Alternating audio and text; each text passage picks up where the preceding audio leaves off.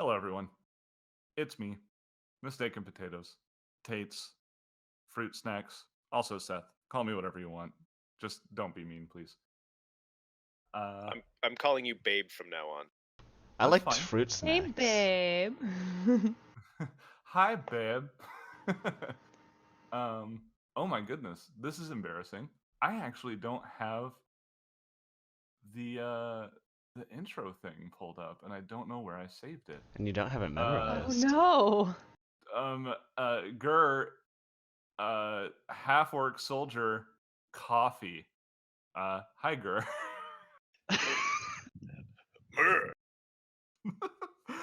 Mouse, smart girl, have computer friend, serendipity. Hi.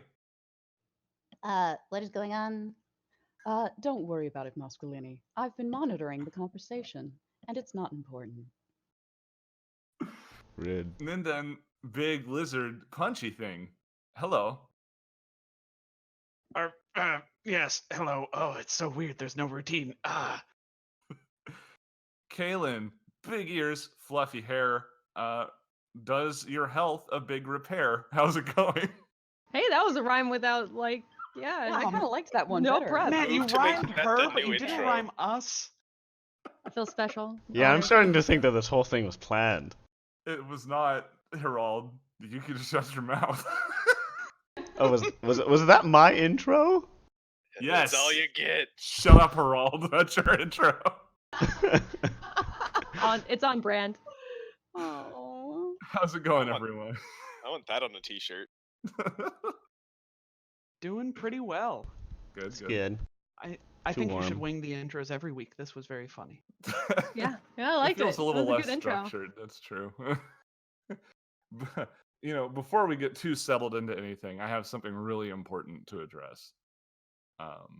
It is Sonic the Hedgehog's 28th birthday. Happy birthday, Sonic! My childhood hero. 28. Sonic is as old as me? Yeah. Yep. it's Sonic crazy. is as old as you.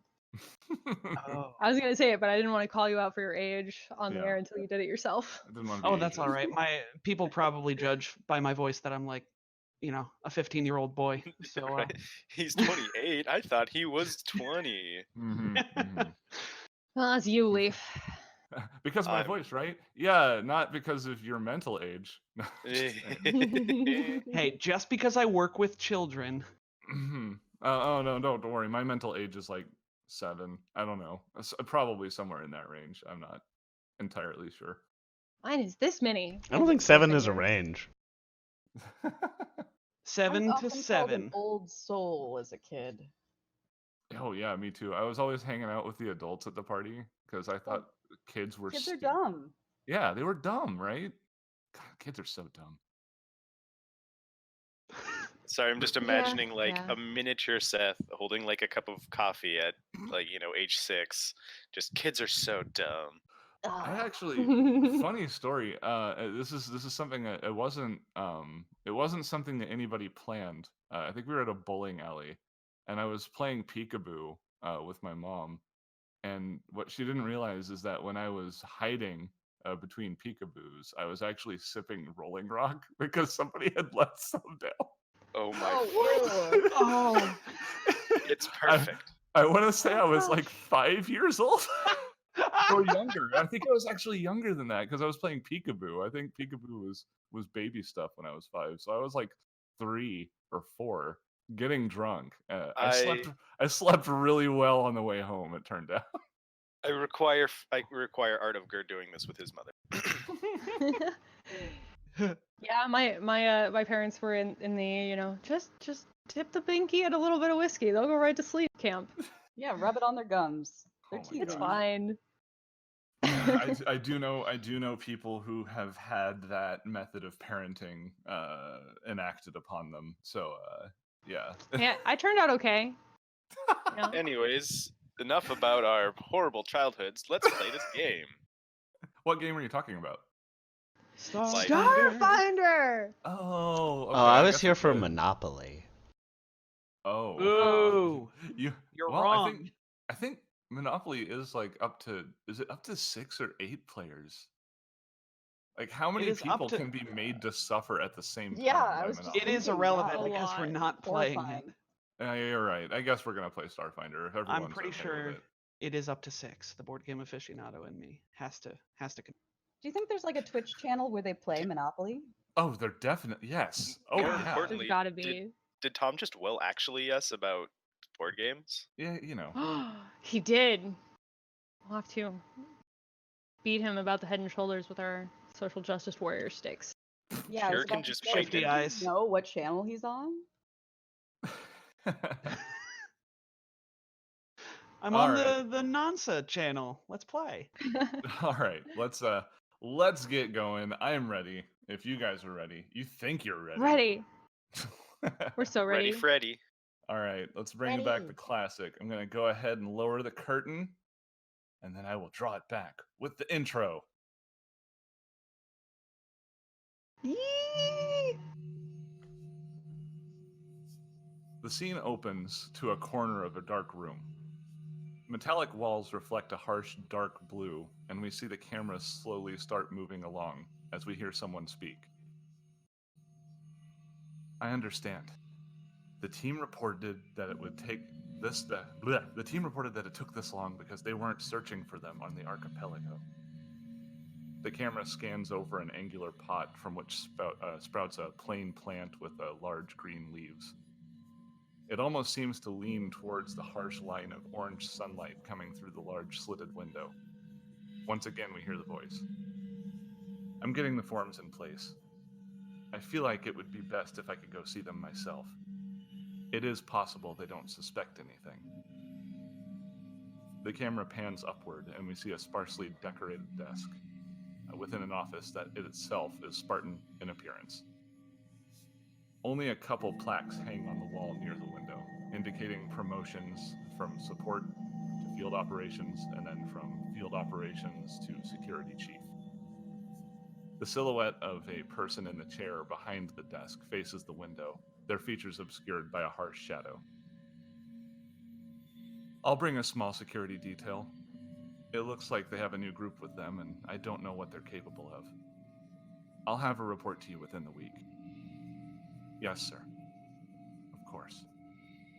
Without a farewell, the figure reaches up to their ear and disconnects the call. They stand up out of frame and turn the chair to face the desk, revealing the logo printed on the headrest. Pinnacle Securities. Dun dun dun! As for our group, if I remember correctly, they just finished fighting Big Scary Lady. Big scary lady. Yep. Big scurry lady. Yeah, Not she so punched me and made scary. me feel things. And, Were they good things? No, Brendan doesn't like it was to feel things. it was rather shocking. Boo. Oh. I don't think she had an electricity weapon. She was She supercharged, had a remember? Yellow Star Ah. Solar Brand, which is a Yes. plasma weapon. Plasma, so it's part electricity. However, It was pretty hot. She exited the Alright, world that's on fair. her own accord, however, detonating a neck bomb that splattered the area with blood. I'm sure nobody Gross.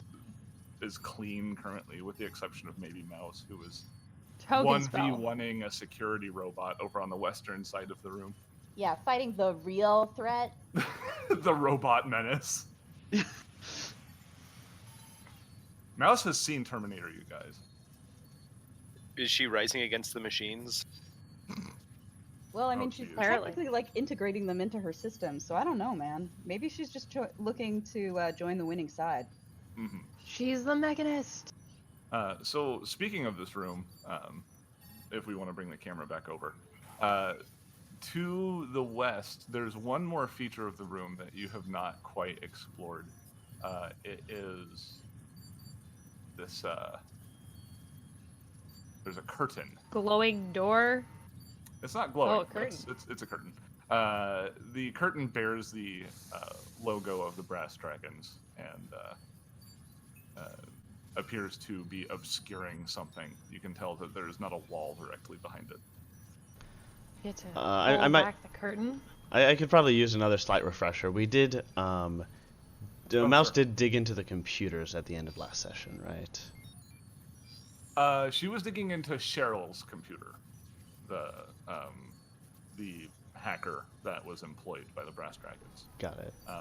What she was able to find was not only data that had been stolen from the Deep Cultures Institute, but some data that the Brass Dragons themselves had. More data as to what the contents of the sun may be. Too much data for Mouse to go through in a very short period of time, so you would probably need to relocate. And, Well, we need to get it back to the Deep Cultures Institute. that is what you were hired for, so. Yes, it is indeed. I guess Hirrald But will first- ask the technician, what's through that room? Oh, Pointing at the that's curtain. yeah, that's her bedroom. Let's First. take a quick peek. Not like she can complain. Watch for you- traps, And then Captain. he Zoidbergs over to her. You, yeah, Mouse says not that she can complain. The camera pans over to Meiji's body, where the collarbone and like some of her ribs are split open from the blast, and her face is utterly unrecognizable at this point. Oh God. Oof. Hirrald blithely pushes the curtain aside without checking it for traps.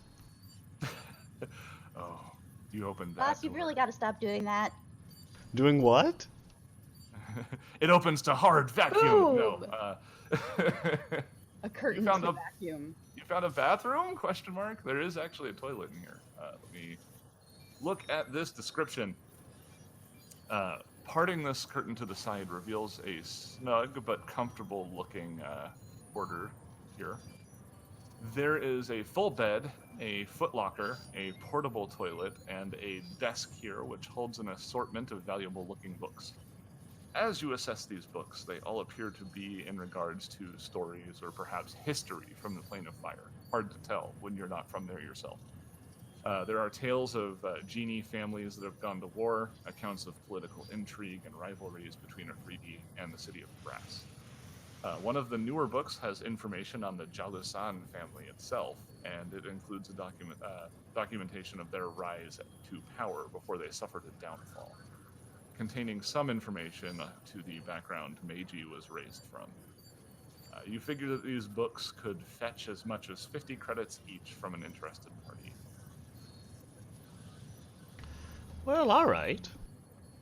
Suppose we'll take some scans of the notes that seem pertinent and peruse them at our leisure, and then bring over the null space container. Yes, here it is.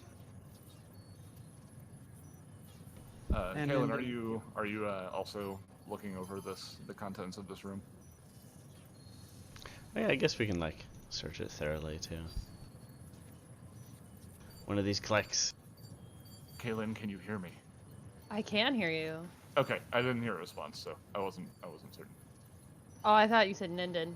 No, I apologize. Kailan. The keys are I right woke next to up. each other. Makes sense. I get your joke. I will come search this room. Yeah. Why, yes. Oh, I rolled a 1. But that's still a 17. Oh, don't worry about it. The books are hard to miss. While looking over them, you notice a specific one that catches your eye. It's the newest book out of the bunch, and it's quite large. Closer examination reveals that it's made out of some kind of paper-like composite and illustrated quite stylistically with a beautiful exotic palette of colors. The name is The Burning Ascendance of the Malik. If you flip through it, it appears to be a strange combination of a holy text and a text on military history. The organization of the book has a strange schizophrenic quality to it. Is it gonna As the drive me others are... insane? I'm sorry? Is it gonna drive me insane? No. Are we we're playing not Call of Cthulhu now? We're not playing Call of Cthulhu all of a sudden, I guarantee it. Sadly, Okay. puts away gas lamps. I do have all those gas lamps. You're 1911. So as the others are searching around the command center and this small bedroom, you kind of leaf through the book a little bit. Ultimately, it appears that the Malika is, or was, an Afridi with divine blood who managed to build a legion and conquer an empire within the plane of fire, establishing herself as a ruler. There are parts in here about her frustrations as she feels destined to godhood, though her path to true divinity has so far been stymied from various sources or for various reasons. Um, as somebody who has studied mysticism here on the archipelago, as well as someone who has been to Corona a few times, the name Malika is vaguely familiar to you. It's often on children's toys or shows and comics of people who are descendant from planar beings here. The Malika is either depicted as either an evil conquering empire or a group of heroic soldiers, depending on the program.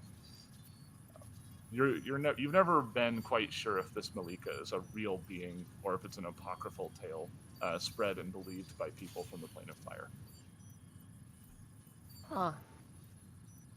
That's some Interesting. Greek mythology stuff there. It is. Path to godhood, epic deeds and junk. That's cool. We'll put it in my backpack. Do you bring up this this book to anybody at all?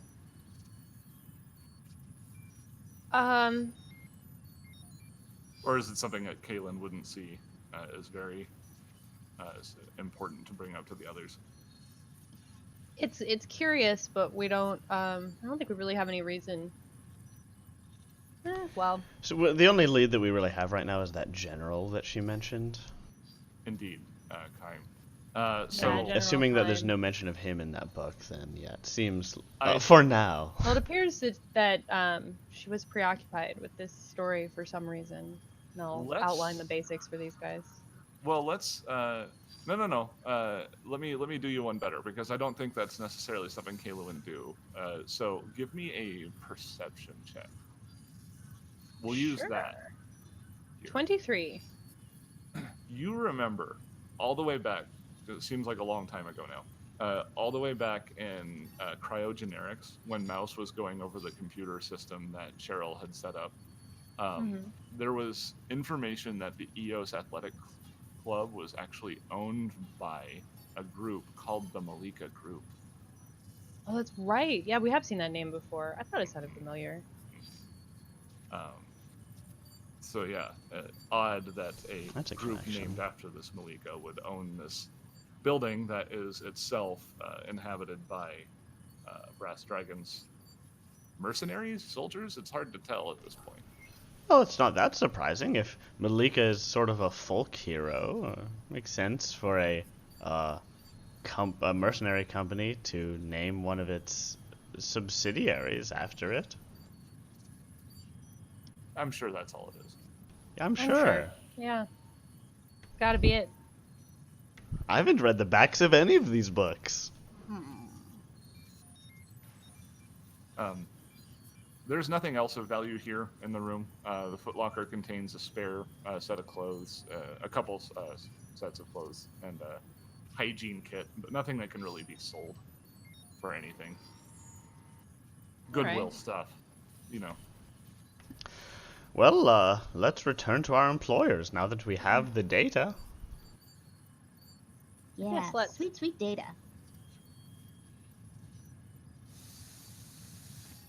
All right. So you'd like to return back to the DCI? Yep. I We guess would, I yes. guess we'll just let this Technomancer go because we're big softies. She's kind of learned her Well- lesson, I think. Oh yeah, she was thoroughly scared out of Scared straight. basically. Well, Gur will do it one more time just for effect, and he kind of walks up to her, still covered in her boss's gore, and say to her, "Look, if I ever hear you're doing something on the wrong side of the law again, well, just don't let me hear you're doing something like that." With a 21 intimidate. Mm-hmm. Not that it's important at all. It starts out with her being a little bit annoyed that you've decided to come be mean to her again, but she it gets to the point where she just kind of nods and she says, I'll be sure to do my due diligence before I join an organization." Okay. All right. So you'd like to return back to the DCI? Yep. Yep. I guess we'll just let this Gur just kind of lights his cigar as she's talking and snorts some smoke in approval as she finishes up and heads back to the group. And the group heads back to I'll DCI. token spell everybody free of blood before we walk back. Oh, there's out no into blood public. on Hirrald. Well, but There there was is on so- Gur there- and Ninden. Some blood got on Hirrald. It No man, had I just to. cycled it. I just Well, cycled it. That's true. Probably. Gross. Oh. It's within you. Even Is what you're worse. saying. So You what just you're kinda- saying is even worse. Well- No. Well, I'll tell you what, Ninden thanks Kailan very politely for removing the gore from him in a normal, albeit magical fashion. Yes, thank you. Hirrald. I'm sorry. I just don't know why you guys get so caught up on your fluids.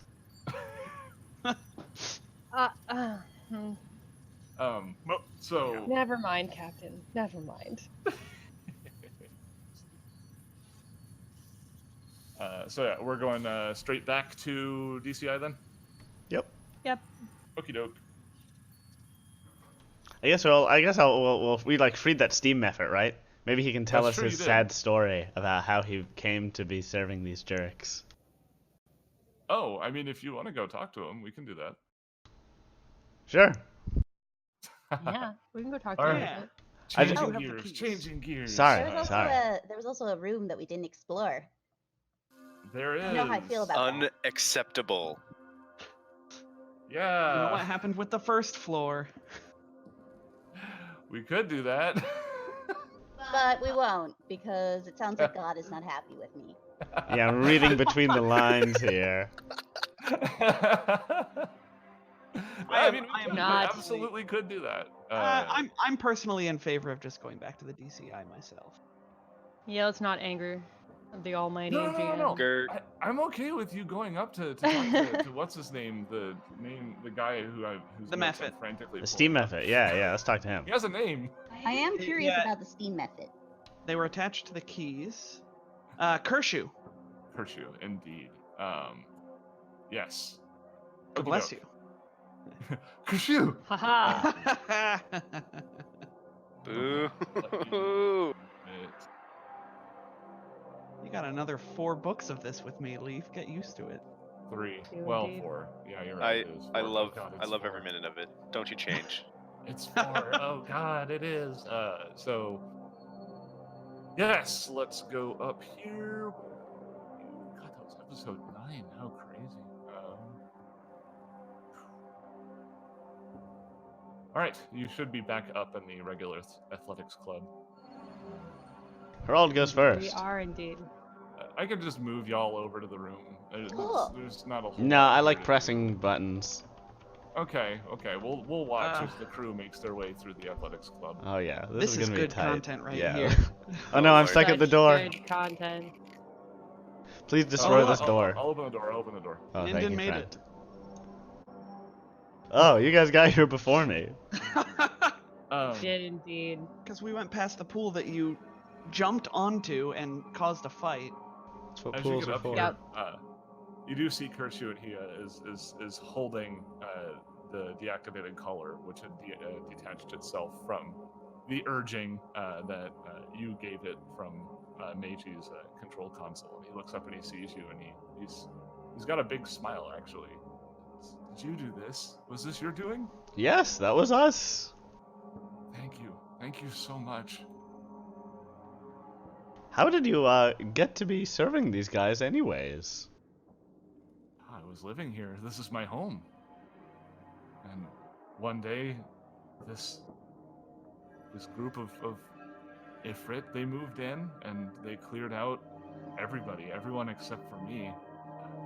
They decided anybody who decided to stay was either conscripted or killed. And I didn't want to leave. I didn't know that I would be forced to fight people to keep them from coming in. Who else was here? Shakes his head. It changed. People moved in. People who, I guess they used to have houses, used to have families, but they would come and stay because they didn't have anything anymore. They would die or they would leave. It changes. I've been here a while. How long exactly? He shakes his head. I don't know. Time appears to be different for my kind. I don't really pay attention to how long time has passed. Whoa. Were you here when, like, this place first got built? Oh no. I came later. I came after the destruction. So you know Slow down. that, at least from that information, it's probably been at least a couple decades that he's been living here. What will you do now?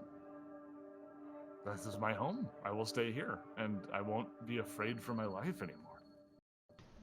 When did Congratulations. when did the mercenaries move in here? Was it like a month ago, a year ago? He tries to think about it, because again, time is a little different for a genie type, a method. Yeah, and there's no sun rising and setting. I get it. So he's like, maybe a year ago, maybe 5 years ago. All right, that's a useful range.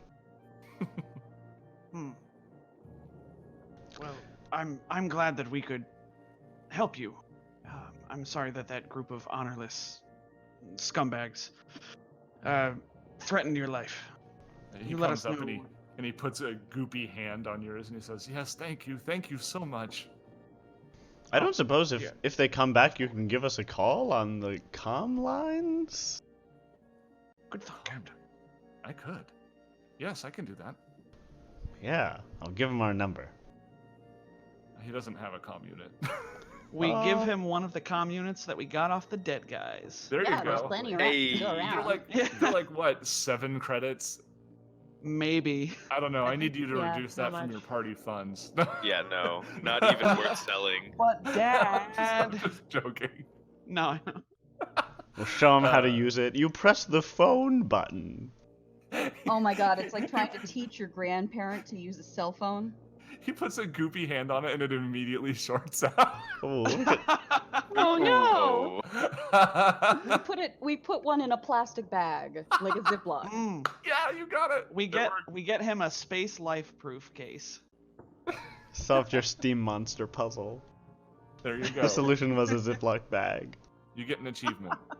It's called, did we really need to do this? Congratulations, masculinity. You've gotten the achievement resourceful this week. We take a selfie of the entire party and we set it as his contact for. We don't have a crew name, do we? Fortune's Fool. Yeah. The Fortune's Fools. Ah, that's fair. All right, we put ourselves in as the Fortune's Fools with a With a selfie. Z. Yeah. Oh, okay. Ninden's Oh, of course. Ninden's head is cut off. Cut off jeans? No, Ninden's head is like cut off in the picture. Oh, okay. Okay, got it. Like it's out of frame. Okay, got it. Yes, precisely. I was like, what is Ninden wearing Daisy Dukes now? Huh. Ooh, I require art of that for science. Yes, yes. For For I science understand. purposes. He's doing the Escher girl pose, looking over his shoulder, like, does this look good on me? No, just anyway. Oh God, I stop. Yeah. So he says that he'll do his best to let you know if any of the brass dragons come back. You do recall that there were some of them still out and about while you were here, so you have not defeated the entirety of the brass dragons. Well, I bet the steam method can deal with them. Yeah. It's one steam method. He's I mean, they definitely did- super threatening. They did leave him to guard this room, but that might have been more of a punishment than a ooh, he's a big spooky scary monster. He is Yeah. 2 whole CR above a standard brass dragon soldier. Nice. Sorry, mercenary. All right. Well, that's Well- good for him. He's got a fighting chance, but Indeed. you know. Also, he demonstrated the ability to, become steam and leave. So, Yeah. Right. Well, I guess we'll head I'm back sure to if DC it's now. important to the plot, we'll hear from him again. he's pretty much relegated to this room. but that's okay. That's my whole I'll life. Put him in. I'll put him in. I'll do it. That was definitely one of the things I was planning on happening. Having characters that were otherwise unimportant continue to show up because I figured that y'all were a bunch of softies. So We are. We Oh, are a bunch of no. Squishy softies. softies. Maybe that should be our crew name. Squishy softies. A The bunch of squishy softies. Big old softies. The big softies and Gurr. Hey, Guru is also soft. Be nice. Gur is soft and squishy if you get underneath several layers of hardened tobacco. Yeah, pretty much. There you go. And Good. mighty teeth. All right. He's like a Klingon. Is how he shows his love. Big, gnashy, pointy teeth. Pans I over get to that Guru with reference. rabbit ears on. What? By comparison to the rest of your journey here, the trip through Corona is very uneventful. You might get a look or two from some of the residents or visitors of the dome. You're a little bit more disheveled than people tend to be. Most people don't get involved in laser gun fights on their daily commute, so Most you're people. most people, normal people. If Mouse catches somebody staring, she'll be like, "What? Take a picture. It lasts longer." They do. Just Mouse. Just step up. The person you say that to is like, oh, and he just takes out his comm unit and he takes a picture of Mouse. Mouse remote hacks it and deletes it. So you were just flat out lying. It doesn't last longer. Well, and we didn't flash expect forward to that guy later on gaining dementia because he could have sworn he took that picture, and he goes and sees a therapist, and eventually his wife leaves him. And We are Look at- playing look Call at- of Cthulhu. look I'm a at what monster. hell you have wrought with your small action Mouse. I'm a monster. There's the butterfly Anyway. effect, folks. So yeah, you're able to get on the line crawler. One of the line crawlers you need to take to get back to Dawn Shore, and then eventually the Stella Cuna. You're able to find a spot with a relative quiet. If you have anything you'd like to talk to each other about on the commute back. So, these brass dragons, they were unlike anything else that we fought so far, right? I Well, mean, wait. Says out loud to nobody. we fought them I- before, literally, back in Asana Town. Well, yes. Wait, was the guy that manor thing we had to sneak out the back? Was that a brass dragons operation too? I thought that was something else. In Asana Town? Remember, the brass dragons were working with the Sunrise Collective, the Sunrise yeah. Collective. Yes. Okay. All right. And the person who Mouse crit to death was one of their members. Oh, great. Thanks for bringing that up on the train, in front of all these people, and the dude who just took our picture. Not you.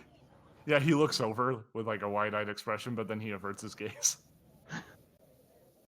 I don't know. If they keep popping up, this could. It seems strange. That's all. Just I don't as a think the refresher, ones in Asana Town had collars, though. That is very strange.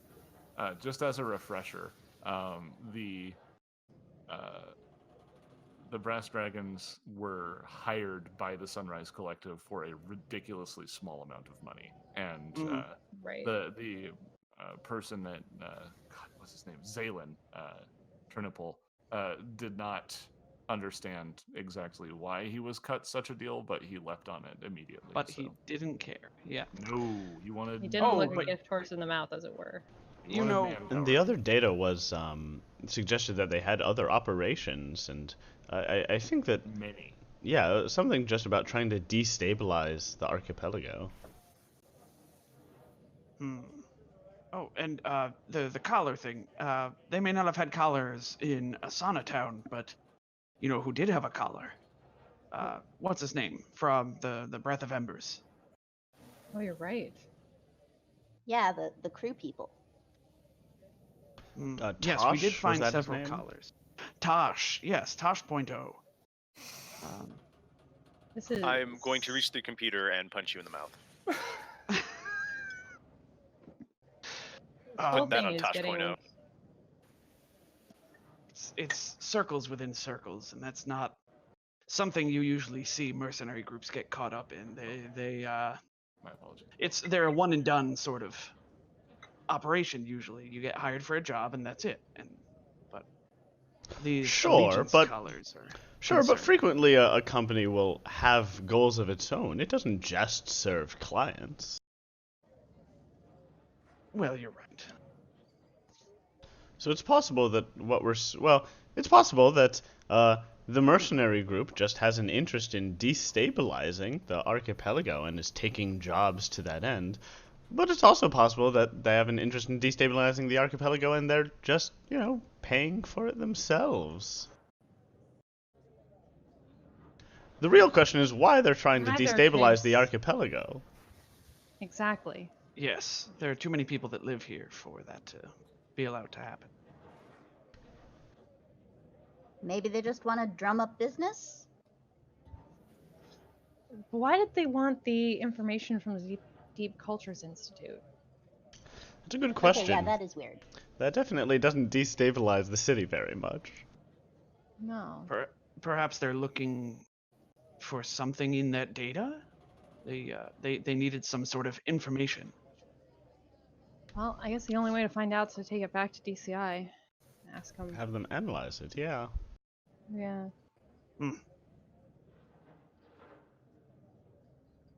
That means I'm gonna have to spend more time with Nib. Who's the real mouse? Hard to say.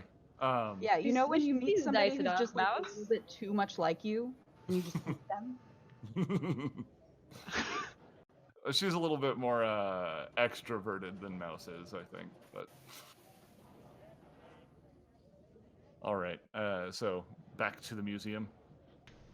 Back to the museum. All right. Boosh. Boosh. Boosh. The mighty Boosh. Somewhere out there. So you're able to make your way back to the Museum of Endosolar Sciences, and let me try that again. I'm having a lot of trouble speaking today. Your words are hard, I get it. More, Words are more, hard more, sometimes. more Peter Piper picked pickle peppers. Yeah, we need to do more of that. On air. You know what it was? Is, Yes. I did not do the correct exercise, as you might recall. I do You I may recall. did, have I did a else. different exercise. Yeah. This is why you can't talk. You've cursed yourself. Alternate medicine. No, so you're able to return to the Museum of Endosolar Sciences. That's also just kind of a hard word. And your Yeah, seriously. your guest passes are able to get you into the back room of the DCI, and you're able to meet up with Nib, Teres, and their employers. They, as a payment, a reward for recovering the credits and repelling the initial attack, give you 4,000 credits as a reward. Total. And Ooh, nice. Oh wow, I forgot about that. indeed. And Nib lets you know that they're going to pore over the data and let you know if anything interesting comes up. Yeah, right now the DCI is going over the data that's been recovered. It's like it was stolen. Like when it was stolen, it was on the back burner, but now they're making it a priority so that they can extract information from it in case something happens this time. So that has- Also, Oh, remote somebody tried to backup steal it. that is not necessarily networked. right. So yeah, they're gonna back it up, then they're gonna double back it up, triple backup situation. Mouse Too teaches far them back. proper data storage. So this can't happen again. So Gotta yeah, use Space Raid. It's gonna be some time for them to do that. So you all have some time to do whatever you would like while you wait. for Beach them to happen. episode. The first order of Shopping. business is obviously to make a bird, You cut out there. Actually, right, Ninden? Lots of cheeseburgers. this Oh, might be yes. actually a fantastic moment, as it was suggested, to address the fact that these characters that you have come to know and love are now, in fact, level 5. And with level 5 comes some changes. Changes. Turn the something around. Face the It's- strange. Yeah, wow, okay. Come Patriots are on, sitting here man. judging you, sir. Didn't you ever It's watch my- Shrek? It's my favorite. It's my favorite lyric. Turn the something around. Change it. Yeah. Well, I was more thinking like, oh, we all have to sit down and watch an awkward film about you're level 5. You'll notice some changes. Some changes. Yes. Your muscles may start expanding, or you may feel a little more charismatic. Oh, I was so- confusing it with Level turning 5 the and beat you. around. All right, I figured it out. So, yeah, I figure we'll go around the table in the standard order of things and have people say what has changed about their character briefly, if we can manage. Gur, what Oh boy. change has wrought upon this character? Well, besides all the psychological changes he's going through, Oh, he sure. has, believe it or not, gotten even stronger. Mhm. All of that, murder has given him one more point of strength, bringing it up to a total of 18. Fun stuff. Mhm. He's getting all kinds of new skills, and just most important of which is obviously enhanced resistances. And as you all know, that's going to make Tates hate me. That's fine. Just a little bit. Just a little bit. GMs only hate PCs a little bit. Yeah, there's going to be. I think, yeah. There's has a to be couple other- rivalry. There has to be a level. Yeah, of course. There's a couple other changes, but I honestly want to leave them a surprise for the everybody. Fine, I guess. Hey, Mouse. What's new in Mouse? Well, apparently all that murder has increased my strength, finally, even though I was Finally. performing a rigorous strength building regimen. All of a sudden I now have, if I had to put a number on it, +1 to strength now, Mhm. which is definitely an improvement. +1 What else is modifier? there? Oh, sorry. +1 modifier, I imagine. Yes. Okay, right. You know what? I have to go through this data. Serendipity, you fill them in. Of course, Masquelini. Masquelini has also increased her dexterity, her constitution, and her intelligence. In addition, she can now remote hack devices. Mhm. This should be a particularly interesting ability to use in the future. I would argue that remote hack is probably one of the best things that the mechanic has, honestly. It's a lot of fun. It's pretty crazy. Yeah.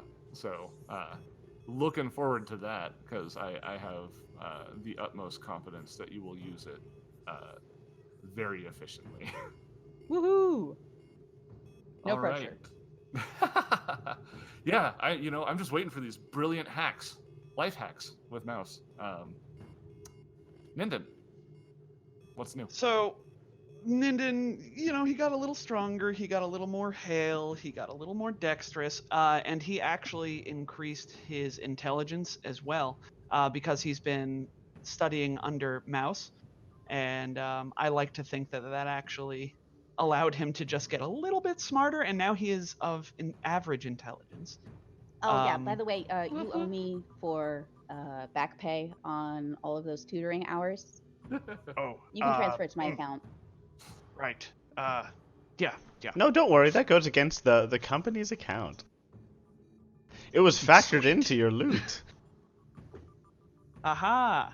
And then another thing the thing that Vanguard gets at level 5 is so the Entropic Strike is really cool, but it doesn't have any weapon properties except the basic block and operative. So I get to customize my Entropic Strike a little bit at level 5. And I have actually chosen, contrary to what I was considering, I've actually chosen the Extinguish ability, which is one of two, or Extinguish property, one of the two entropic strike ones that get a little more expensive. But basically, it gives me I'm not quite sure how it works, but it effectively lets me end the burning condition on me or an adjacent ally by spending 1 entropy point. That might be extremely useful. Yeah, I was thinking about that. Given the it was number of times between we've been on fire, yeah. the number of times I've been on fire alone. Oh so yeah. I'm thinking about it. It's Literally either and figuratively. I mean, it was either force or extinguish, and force sounds cool, but extinguish is definitely going to be more situationally useful. yeah. So Everyone, by the way, should pick up an extinguisher. I'm just saying. Like a fire extinguisher. Like I had already this has the whole one, as time, you and I remember. told everyone this. I Oh, told I no know. need. I am the Everyone extinguisher. like you've just got one hanging by a carabiner. I don't know how to pronounce Yeah. that word. Yeah, that word. They're gear That clips in second this one. game, Seth. Come on. Okay, yeah, you're right. You buy a fire extinguisher, which is like 5 credits, and then a gear clamp, which is 100 credits. Goddamn right. Ear clamps, man. And then you Space put the carabiners. called infusion or the called fusion on the fire extinguisher.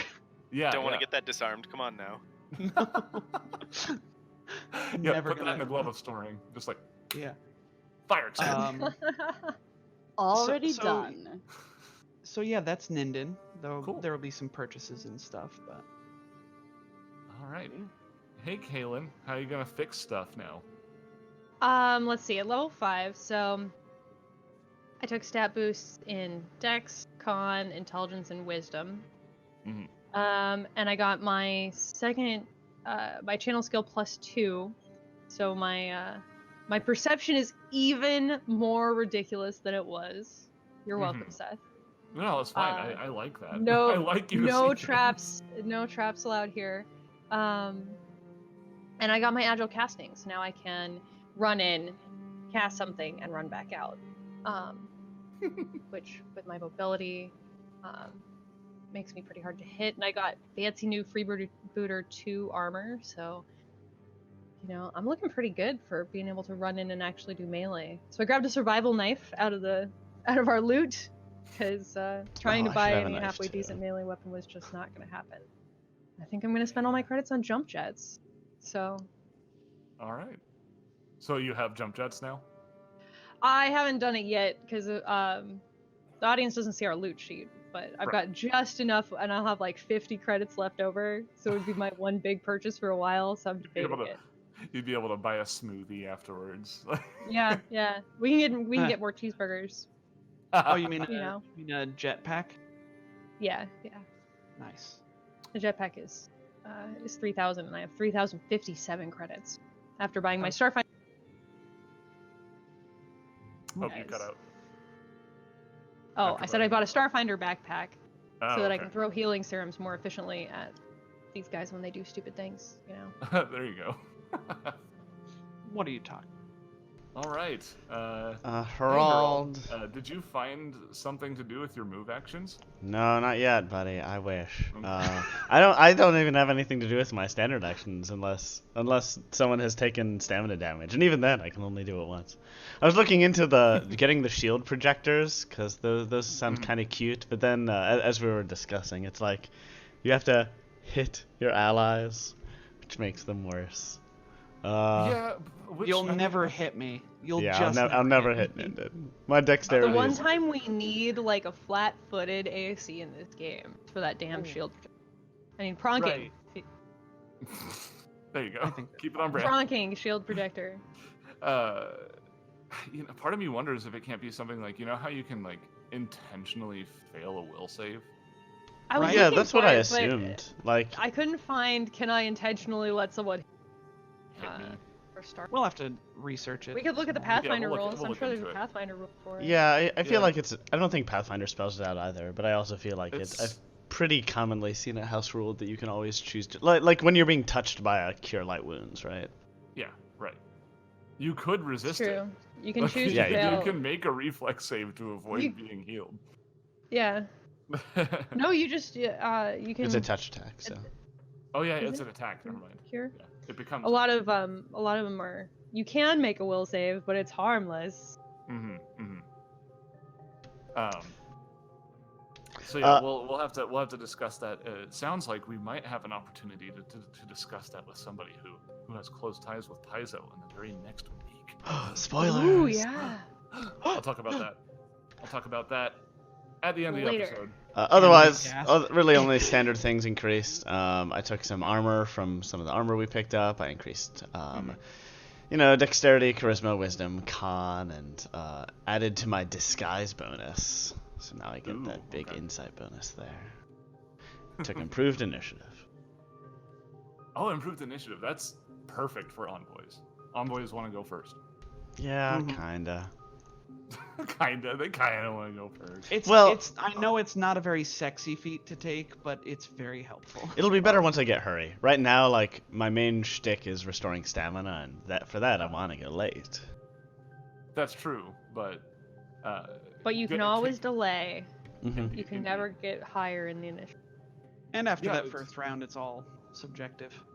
It's like hot weather versus cold weather. You can only take so many clothes off, but you can put an unlimited number of layers on. So That's That why is I like the cold. untrue. Not entirely, actually. Untrue. You can keep There putting is a layers certain on. point at which adding more layers is no longer helpful. Please back me up here. I will not, because I believe houses count as a layer, and if you're Oh, okay. If houses count as a layer, what if you put a Fine. house It's- inside of a house? it's a layer between you and the cold. It is a layer. But that is Some neither here people's nor there. houses are definitely their lairs for sure. Oh my god, I'm honestly gonna Oh. I'm gonna boo. punch Ninden in game. The wordplay episode. Gur reaches over and just punches him. Just punches him right in the shoulder.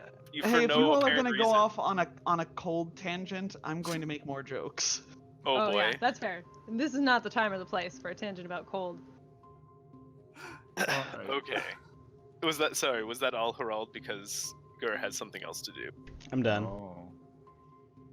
Okay. Well, I'm Yeah, just no, saying, you- if we have time, there's something Yeah. that he would like to build. Oh yeah, have no. built. There's a sufficient amount of time. In fact, everybody's RP, SP, and HP all fully restored. Oh, good. Back up. Don't worry about that. You have lots of rest to get in. And, Marvelous. plenty of time to shop and build. If there's a particularly exciting item you would like to tell everyone about. Oh yeah, absolutely. So if that's the case, then after a noted absence for probably the better part of a day, Mhm. Gur shows up and I'm assuming everybody's just in the communal area eating at this point. Mhm. He says, hey guys, you want to see something cool? Oh yes. Oh yeah, I definitely. swear, if it's your appendectomy scar again, I will shoot you. No. No, remember that was overhealed. Yeah, I don't think he has that scar anymore. He has no From Dross. He was just about to say that. He's about, yeah. no. Remember, I don't have scars anymore. That's the cool. Anyways, that's not the point. Check this out, and he goes back out into the into his room, and then comes back with this huge, just boxy looking machine it's got obvious insulation around a really large tank. It looks maybe kind of like a flamethrower, but he says, check it out. So I went back to the ship and I found one of those old coolant tanks that were just lying around, and attached this nozzle to it. Well, it's I call it a coolant sprayer. It does. It's a 20-foot blast weapon with doesn't do a lot of damage, but it entangles things pretty bad. And he just points it over at the sink area and just shoots. And Oh, no. everything over there You're just gets cleaning that up, by the way. covered in frost and it's a horrible mess. Just the couple- entire wall. There's a couple of DCI Kaylin waves her staffers. hand and token spells the mess away. I was gonna say, in the How will moment, he a couple of learn? DCI staffers in the kitchen jump, and then they look at the mess, and then they look at Gur like, Oh no, I thought we were alone. He did it anyways. We're doing it live. So anyways, yeah, it's gonna be a lot of fun, guys. It entangles as long as it hits for 1d4 rounds. wow, that's pretty good. That's awesome. Nice.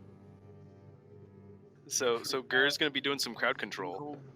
The entangled condition card at the ready. Understood. I have all of the information you are going to need for this because this is a lot of Yeah, but I don't stat trust stuff. you because you're a filthy player. Okay, fair. Ouch.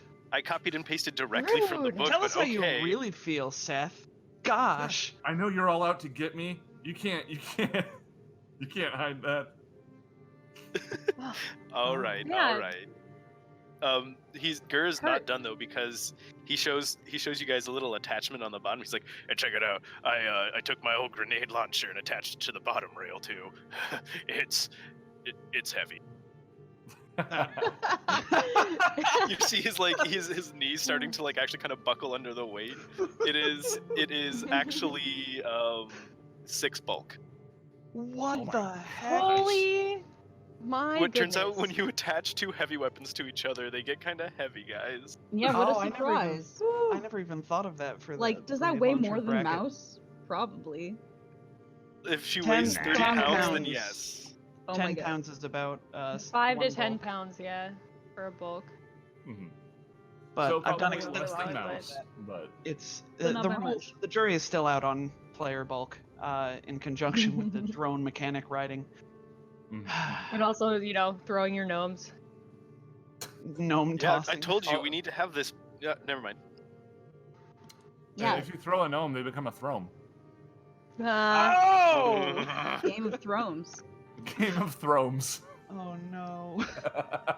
Oh no. All right. So yeah, for the most part, the week is fairly uneventful for most of you, unless there's any points of order you'd like to take care of. It sounds like Gur was just building. I think that's probably it, unless I'm Kailan starts leading a morning meditation group for Ooh. anyone else in the party who feels that they need to take a minute and be quiet. Gur immediately some- joins. Gur Yeah, and Ninden- Ninden are not allowed. Ninden is definitely no, you can't stop Better me. yet, with Ninden this is party, absolutely she'll there. do like a morning sun salutation yoga class Oh right. for these guys, since they're all very physical. just And to we kinda are on calm the people's sun. nerves. Yeah, we're on the sun. Oh, Seems yeah. like a thing. I So really- we could even do it in the evening. Or in the middle of the night even. for the brief period of time I was doing actual yoga, sun salutations was one of my favorite positions. I love sun salutations. It's nice. I've Yeah, and I never think done this yoga. party needs just a little bit of therapy after all the throat ripping out and, And heads exploding, yeah. And fire catching. Hirrald's on board, but I think he finds yoga too easy. Oh god. I demand art of Hirrald doing yoga. Oh my god, you do Literally everything of me. pulls himself into a pretzel shape. Doesn't Yeah. get it at all. Everyone else is seriously doing yoga, trying to deal with trauma. And Hirrald's like, I'm a wiggly starfish. Downward dog? He turns into a dog. Gosh dang it. It turns into a dog and he tilts forward, and when his face impacts the ground, it kind of flattens out a little bit. It's like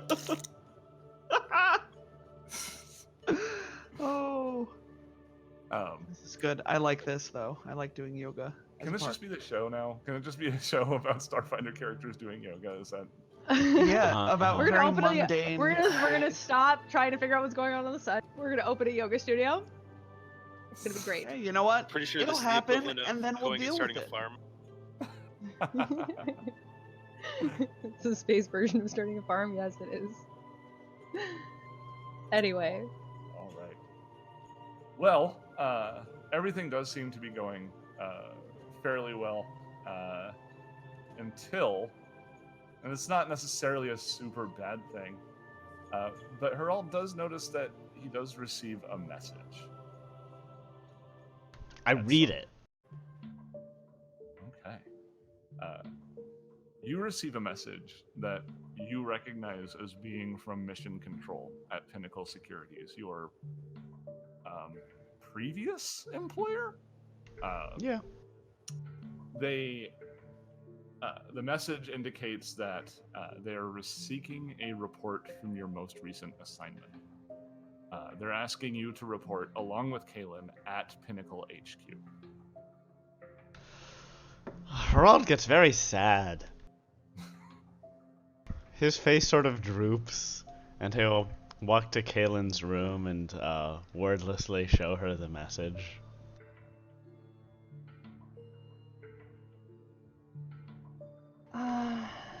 They know we know, right? Or do you think our source was wrong?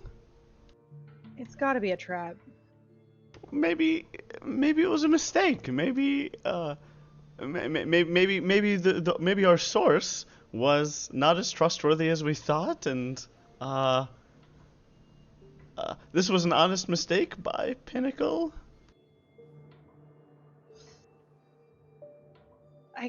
I guess it could be, but So I don't know, in re- Hirrald. Those guys weren't supposed to be there.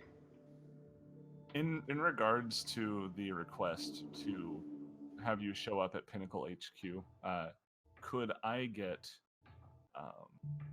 I guess Hirrald, for you it could probably be a culture check, but Kailan, you can do a sense motive. Well, mind if I So- do?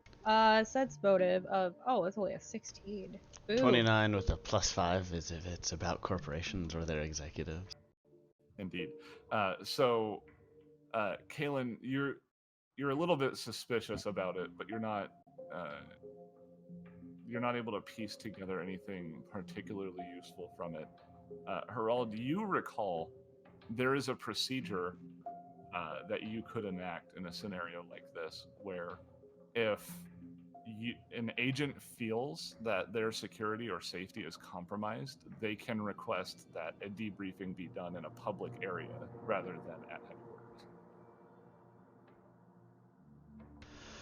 I suppose we could, if we're not sure, we could ask them to do the debriefing in some park somewhere or some restaurant. I mean, it's not like we're hiding from them anymore. It's true. We can just put it all out in the air. Just say, look, we believe that you tried to kill us. You know, no hard feelings, but we've decided to change employers. What about the crew? I don't know if they need to. What do we tell them? Take us with you. I'm not here. They'd be good backup in case things go sideways. Well, the point of doing it in a public place is that, in theory, it shouldn't go sideways, but I suppose that's a bit too much to hope. Why don't Plant them in we? the restaurant. Why don't they just sit at a different table at the restaurant? Exactly. And then if things go Kidding bad, table. All right. I'll message Pinnacle back and ask to do the debriefing at a restaurant with famed tacos. Tacos. Well, he does that. I'll gather the crew together, probably in the boys' room, because that's where, and let them know what's up. We'll have that scene, but just as Hirrald, when you send the request to have the meeting in a public space because you believe you've been compromised, you receive a response too quickly. It's almost like they assumed you were going to say it. The suggestion is to meet at Delight Imperial, which is a swank establishment at the corporate sector of Dawn Shore. You know, this is a well-guarded establishment that serves high-dollar clientele. So you can expect to spend somewhere between 20 to 30 credits per person to eat there if you plan on getting a full-course meal and beverages to suit it. No kiddie menu? That's not bad at all. I feel like I'd a commune it is 7 credits. That is Trap. pretty bad. I feel like we should get to pick our own public venue. Nah, the fact they agreed to meet us in public is probably enough. Definitely a trap. That's the issue. The point of having We need like a neutral third. No. I'll propose a different place. I'll even say it's We possible should that just call it Russ. Just saying. I'll even say it's I'm not convinced that that venue is uncompromised, and I'll propose this taqueria.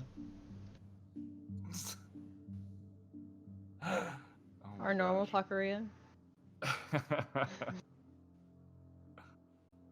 um, there's a little bit of a delay this time, and when the response comes back, it says, "The Light Imperial is not owned or is not under the coercion of Pinnacle Securities. You can bring your friends if they wait outside." Well, if they said it, it must be true. I guess I'll ask Mouse to do some due diligence to make sure that to try to detect any secret obligations or connections there. But assuming that she doesn't find anything, I'll agree. Okay. But yeah, it's that's fine. We can move over to Kailan gathering the rest of the crew, as it were. All right. What are we doing, boss? Oh, am I there? Am I doing this, Kailan, or are you? Oh, no. That she's the real boss. Oh, all right. Team Mom. Team Mom. Also, who is muted currently. I don't know if she remembered to unmute. Oh, I'm talking to myself. Damn it. You are. How embarrassing. Terrible. Forgot about the toggle mute altogether. Yeah, no, you were messaging with Operation Control. Well, it appears that Pinnacle's caught up with us, and if you're willing, we could use your backup for this meetup. Of course. Because if things go sideways, it'd make me feel a lot better if you were close by. Better safe than sorry, I suppose. Yeah, I mean, I don't want to have to work for, like, a real boss again. Yeah, this is a pretty good setup we have here. Also, Kailan, thank you for coming to us with this. I know, I know it was probably tempting to just handle this on your own, but... Well, we busted her out from those drow. And I like to think that when these kind of things come up for anyone else, we'll be there for you guys too. You guys are a good damn crew. Yes. Naturally. All right, let's find the captain and see where they want to meet. Hirrald will take that moment to stride in and say, "All right, through cunning negotiation, we've decided on a restaurant." Did you not want to have Mouse actually check it out? Mouse, you can check it out just to make sure that it isn't owned by Pinnacle. Yeah, sure. Or any of its subsidiaries? Yes. Yeah. Okay, hold up. Yeah, go ahead and give me a computer's check.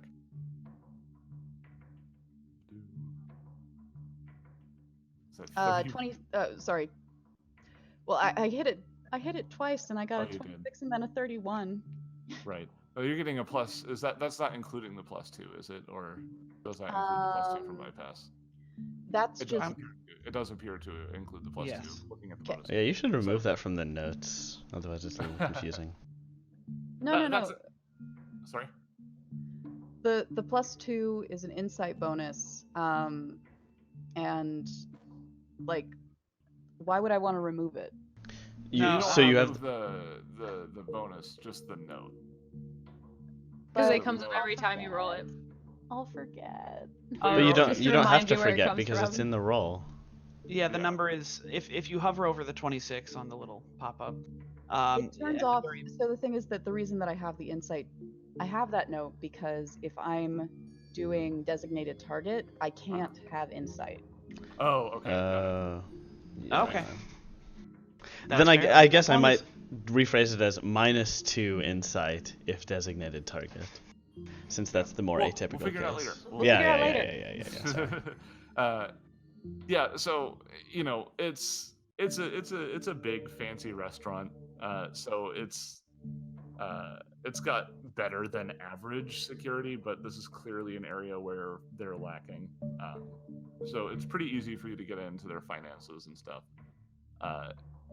They do appear to have benefactors that provide additional funds to keep the restaurant open, but Pinnacle is not one of them. Tracking any of the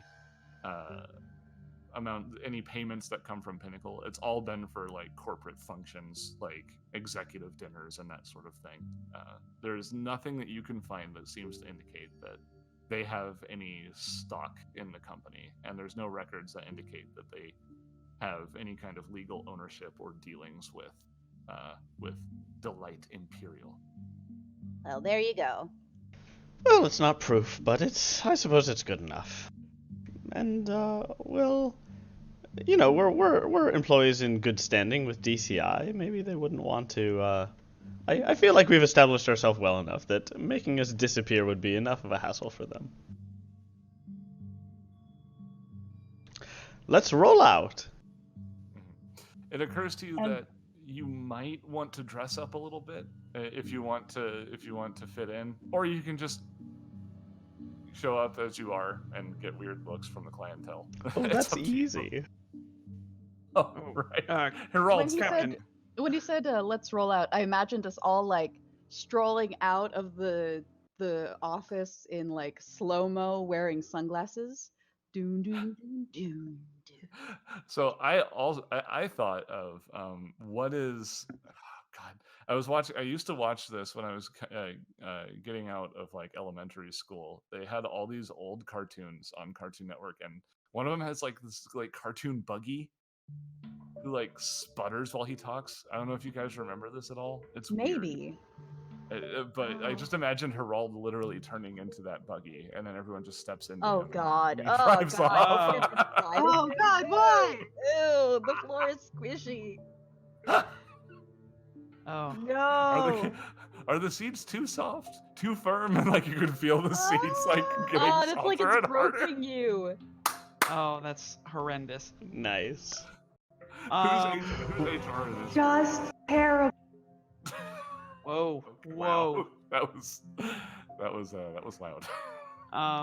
What was I that? apologize. Captain, voice of are we going to be sitting? What's the deal? Are we sitting next to you? Are we waiting outside? Are we at You another can get table? no. So they've requested that you wait outside. Don't worry, I'll get you guys some tacos from the truck. I thought we weren't going to the taco place. There's a taco truck in front of the. I just really want tacos. Hey, don't Dude. get me wrong. I love tacos. You're gonna make me go get tacos in real life if you keep this up Yeah, as soon as the game is right? over. Okay. Well, I mean, what could possibly go wrong, right? Your shady corporation boss wants to meet you without your muscle by your side. It's It isn't a shady perfect. corporation. Pinnacle is a proud establishment that has been in existence for more than 50 years, and And just- that's why you're on the run from them, right? He's Hirrald got sputters out. It's just going through some difficult times. I'm sure you can come at least as far as the bar. Well, Bar sounds the good. only question I have is how heavy should I come? He like holds up his. It's actually 5 bulk, not 6. Yeah, Kailan like looks at it and sort of. I don't think you're going to get that past security. I didn't think so either. He puts it down and then he pulls out his You've hand got cannon. your. Should I bring this though? Well, if you went outside, I guess I don't think it Either. matters. Cause I don't need this too, and he puts it away too, and he just kind of cracks his knuckles and smiles a little bit, showing his fangs. Oh, Yeah. grr.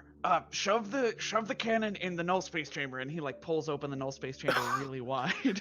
I was gonna say, is it gonna fit in the? Oh, here we go. If we just turn it this way, and then once I get it in there, we gotta turn it at an angle. It's and like trying to move a Puts it in there. couch, like up. Yeah, Just no, don't that's pull the exactly trigger. how- I don't want it to get all inside the thing. Too late. He Good. does, however, make a point of trying to hide a couple of grenades on his person. Just the sticky grenades. Sure. Just. All right. But I suppose we'll get dressed up. Again, so only the two of us are going inside the restaurant. As far Too as- late. The girls I have mean, gone over to their room and are starting to do each other's hair. Nothing can stop somebody from going into the restaurant as a regular patron necessarily, but I do it like sounds- food. Yeah, no, they just get their own table. That's fine. Yeah. We're gonna Ninden and I are going to the bar for sure. Mouse should definitely join us. Yeah. They might pull us to do a back room or something, but these guys, like I said, they can at least get as far as the bar. And Captain, wear that mind link circlet that you got. Oh, sure. You can possibly communicate with us if you're close by. Yep. And I can Alright. and I can think in any voice too. Oh god. In our minds, we are Oh, all no. Hirrald. Well, this sounds like a plan. Marvelous. Ooh, can I masquerade as your guy's inner monologue? Oh god. Pull like a Ninden, like in no. Mistborn. Spoilers. Oh yeah. Hey, Max came to the rescue, by the way. The show I was thinking of is Speed Buggy. Ah. Yeah, I didn't see that Car one. version of The Scooby-Doo. car version of Scooby-Doo. Yeah, basically, it was a bunch of boring. Well, except the people that weren't Speed Buggy were extremely boring by comparison. So maybe not quite, but either Dumb way. humans. I don't want to be inside of a car that's made of Hirrald. It's just too weird. But it's pretty Luckily, weird the stuff. rules say that can't happen, so I think we're okay. Good. Please protect us, rules. All right. Are we ready to move on? Yeah, Hirrald changes into a suit, quite literally. Just a suit. He's not in it. Yeah. He's just a suit. Okay. So, let's see here. Delight Imperial is a colorfully painted building with ultra-modern architecture twisting into very interesting shapes, clearly putting the credits the establishment earns into use. One look at what the patrons are wearing cements the idea that dressing up was a good idea. Which, by the way, seeing like like the whole crew like in fancy garb, that would be really cool, honestly. Oh, absolutely no. Gur went out and bought a suit because he has credits now. So I'm taking care of that. But Make He sure to comes subtract in- that from. No, just joking. that's what I was saying. No, he comes back in after changing, and he's in a 3-piece suit, and he just looks, Like Gur in a 3-piece suit. Stunning. yes, stunning. He's That's a good one. fabulous. Ninden bought a cane to go with his suit. Oh my gosh. Oh, Too much. so Too dapper. much. And a top hat? Are we doing a top hat too? Oh yeah, absolutely. Ninden heard this place was fancy. He wasn't quite sure how fancy, and so him and Gur went Fred out and Astaire with it. Putting Yeah. on the Ritz. Oh, what about a mouse? How does Mouse is in like a really let's see how to put this. She's in a sort of pantsuit. It's really sharply tailored, Okay. and yeah, it's very athletic looking, but not like not like a tracksuit. Just Sure. yeah. I didn't figure we'd ever get to see Mouse in a dress. I don't think that's a thing that we're gonna ever see. It just it doesn't make any sense. Why would I want to dress? I would have to wear shorts underneath. Right.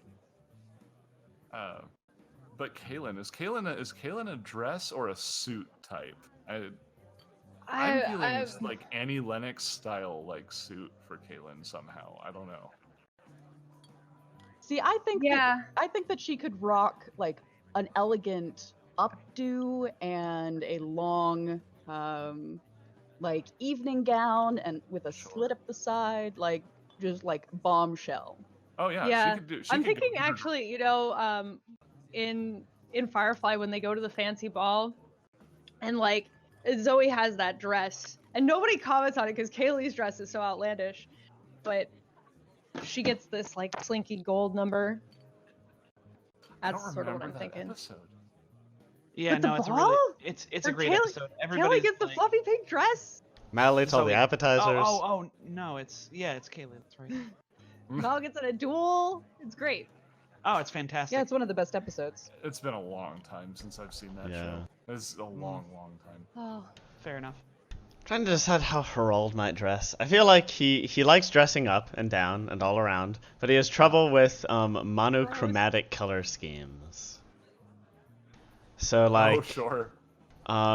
he probably like a rainbow tux, like. yeah, like, well, he's good at fitting in, but not like that good. So he'd like, he probably like tried to find the most uniquely colored, I don't know, maybe like white, or like lime green. He's like wearing an ice cream suit.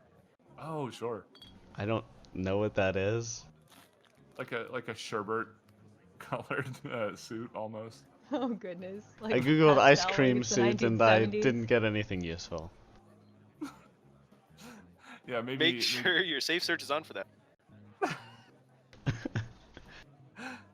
All right. Goodness gracious. So you ascend the pristine stairway to the greeter, who asks if you're a party of two, since I assume that Hirrald and Kailan are probably walking up at the front of the group. I Yeah, just we, assumed we would go in at separate times just to throw people off. Oh sure. Like send the muscle in first. We'll go sit at the bar and then come in 10 minutes later or something. That's probably the best plan. Yeah, actually. well, space you out. So then we'll just say that we're joining a larger group, Pinnacle. Yeah, when you bring up Pinnacle, he actually looks down at the list and goes, "Ah, Mr. Hirrald and Miss Ward, I presume. Yes, that's us. I'll have the staff show you in." So this place is pretty crowded, actually. Diners are marveling over their plates and proclaiming how wonderful every element of their meal is. You have to wonder how much of it is genuine and how much of it is confirmation bias. Communists are out in force to capture these crafted courses, surely making their way to uncaring recipients all across the infosphere. You're led to a set of stairs that rise around an alabaster fountain, strange sculpted shapes guiding water through a twisting journey before it spills down into the basin. The maitre d' stops at the doorway to the VIP room, extending a hand and bowing his head. I pass in. Okay. The rest of you, would you like to just kind of show up and procure a table of your own? Yeah, sure. I assume we would have discussed a plan on the way there. So, Sure. do you, Hirrald, Kailan, you guys think that we should try and just get a seat at the bar, or should we stay outside like they wanted?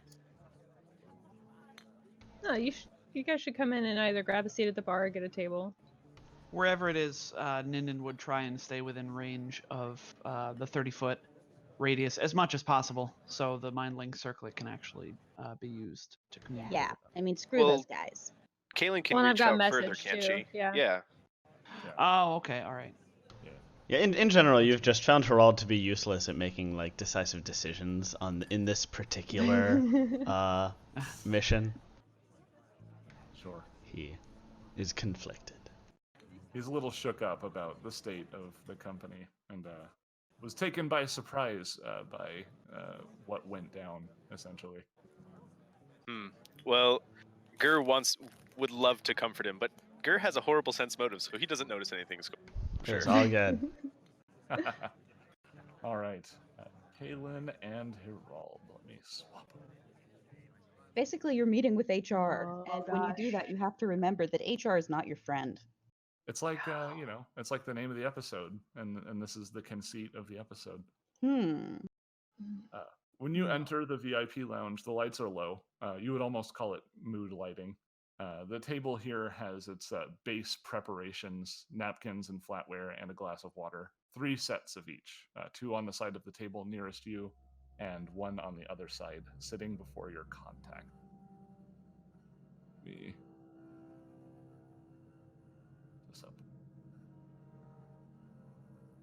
Sitting before you, you recognize Amalinea Severix, or Ame for short. She is a human woman of about 5 feet and 11 inches in height. She's built broadly. Her time in physical training readily displays itself. Her tightly wound corporate outfit, which doubles as padded armor, complements her muscular frame. The left side of her face is heavily augmented by discrete cybernetics. While it's plain to tell that through the dermal seals and hexagonal shapes and the small serial numbers on her skin, it does closely match her skin tone, so it's not too upsetting. Close observation also reveals that her left eye is a replacement, something more akin to a camera lens situated into the false eye. If she has further augments, they aren't readily visible. She is covered head to toe in Pinnacle Securities colors, thickly fabricked garments terminating in rubber tactical boots and gloves. You recognize her as the security chief of your company. Do you have any strong opinions about how, I guess how well like she and Hirrald know each other? No. Okay. We'll freeform this. All right. Then Hirrald will say, "Ame, how are you?" And he'll move towards the table as if to hug her, and then like sort of awkwardly slow down and put up a hand to shake her hand instead. As you approach, can I get a perception check from both of you? Of course you can. 22. Also Okay. 22. Wow, you both are in sync right now. You could fight that angel in that one Evangelion episode. Evangelion's a hot topic again. I can talk about it anyway. It's very slight, but when you approach, you see that her hand moves back towards the edge of the table until she realizes that this isn't an attack of some sort. But she does not reciprocate the emotion to shake your hand. You know that, and this is definitely something that's probably very frustrating to Hirrald. Ame plays her hand really close to the chest. She does not do pleasantries. She does not talk unless it is business related. There is nothing fun or personable about her more often than not. Okay. Rather than reach out to shake your hand, she just nods at you and then gestures to your seats, and she goes, "Agents, glad to see you could make it." Glad that Pinnacle reached out to us. She nods and waits for you to be seated. Oh yes, Hirrald will be seated hastily. Kailan too. Yeah. You notice she has a couple forms with her. So once you've sit down, she says, "You've been busy since you've got back. Were you planning on turning in your resignation?" Hirrald Company time. Hirrald will look anxiously at Kailan and then back at Ame. We were passed information that the mission that we were on with Pinnacle went poorly on purpose. Oh. I'm sure that you weren't involved. It just seemed prudent not to return until we had a stronger picture of what exactly had happened. I'm sorry that I didn't send in the resignation formally. I guess I sort of assumed. We haven't heard back from anyone. Am I to assume that nobody else survived the operation? Yes. there was an unanticipated wrinkle that we weren't informed about. What was the name of the company that interrupted? Citadel. Citadel Arms had a presence in the mission that our briefing did not include, so we were ill prepared for it. I understand that mistakes happen, but when we did our independent investigation, it seemed like no mistake had occurred, and that the gap in the briefing was intentional. If your words affected her on any kind of emotional level, it doesn't show. She says, I looked over the information myself, and I found it to be quite substantial. I didn't see any missing information at all. So I assume that this is why you presume that your status as agents has been compromised. Well, I mean, you wouldn't see data that isn't there. The point is that we had information from out of band, from a trustworthy source. There was information that was intentionally excluded from the briefing. I see. And she looks down at her data pad. If you would like to give me a sense motive check. Yes, Yeah. please. That's a 29 for Kailan. 14. Makes sense. Hirrald is not at his best right now. Yeah, so her cold and unfeeling demeanor has always been something that's made Hirrald uncomfortable. I think whenever he has spent any amount of time around Amalinea, which is something that she has made sure does not happen a lot because of her personal opinion of Hirrald, he probably feels more and more uncomfortable the more time he's around somebody who is so starkly opposite the way he approaches a social situation. So you don't quite get much from her. Kailan, you barely get a hint of a tell from Amalinea. You think that she might know exactly why you're suspicious. As she turns her eyes down to the data pad, perhaps to redirect some of this crack in her facade. But she replies with, I appreciate your confirmation on the rest of the team. It'll help bring some closure to their families, I'm sure. Ops wants you to report back to work as soon as possible. If you don't, we could be looking at termination. Yes, well, I'm sure you understand if the information we got is true, we would be reluctant to return to work at this time until we can sort out exactly what happened. We both know there's something else going on here. She stares icily at the both of you, aided by her false left eye. And you can see just the slightest downward curve at the corner of her lip before she takes the forms that she had prepared and puts them back into a folder. And she goes, I understand. And I understand that what you went through is traumatic. I assure you, whatever you think about Pinnacle is wrong. We have an internal investigation running to catch anyone who could have sabotaged from the inside. I'll happily reach out to let you know. What I am saying is, don't conduct any of your own investigations. The consequences will be maximized, she says, looking directly at both of you.